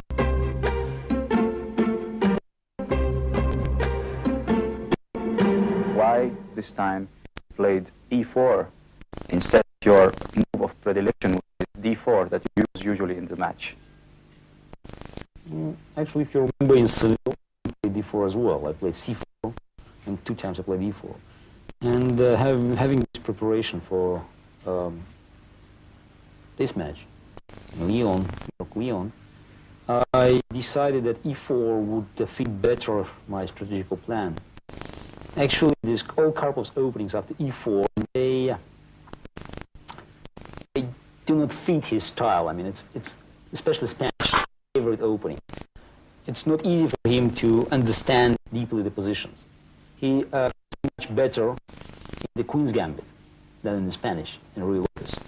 And in conclusion, I started the preparation and I found so many good ideas. And plus, I very much this line in Ruy Lopez, which I played in game 2, 4, 20, 22. I felt very comfortable and very convinced that my position was very good, and it gave me enough confidence to play good chess. And I think it was a very good chess with e4, and Karpov had prominent difficulties in the match. I think he didn't expect e4 in all games. Okay, he expected e4, but not as the main weapon. And do you think this is a weapon that was the most important in the match for you from the white side? Oh, it's really important, as explained. I want to repeat it, because of Karpov's preferences on e4. You know, his opening repertoire against e4 fits my style better than his. But in Sevilla, you played, as you said, c4, sometimes e4, but c4. But it seems also that he had some problems on c4. Yes, but finally he chose Queen's Gambit, and I couldn't get an advantage in any Gambit. Oh, yes, he had problems, but in Seville it was another story. Actually, White didn't have an advantage in Seville. Okay, when I was White, were White. I guess that it's another sign of this match, and it's another sign maybe of the more modern chess. Black has problem. Now White is serving like in tennis, and it's very difficult for Black to reply. I mean, this is a first time in a World Championship. No game has been won with pieces. No, but yes, this is the problem. But I can say that if I want to make draw with White, then I can make it to be sure for 95%. 5% just if I make mistake in one move. But 95% with Kasparov or anybody else. If I need to make draw with White, then I can ensure I can do this. And this is big advantage. With Black, I cannot say this. Kasparov opens e to e4. This suits his aggressive style, so we can expect to see it a lot during this match. Karpov plays his favourite defence, e7 to e5. White plays knight d1 to f3 to attack the e5 pawn. And Black defends it with knight b8 to c6. Now bishop f1 to b5. This move distinguishes the opening as the Ruy Lopez. Why did you play the Scottish game instead of the Ruy Lopez, usual Ruy Lopez?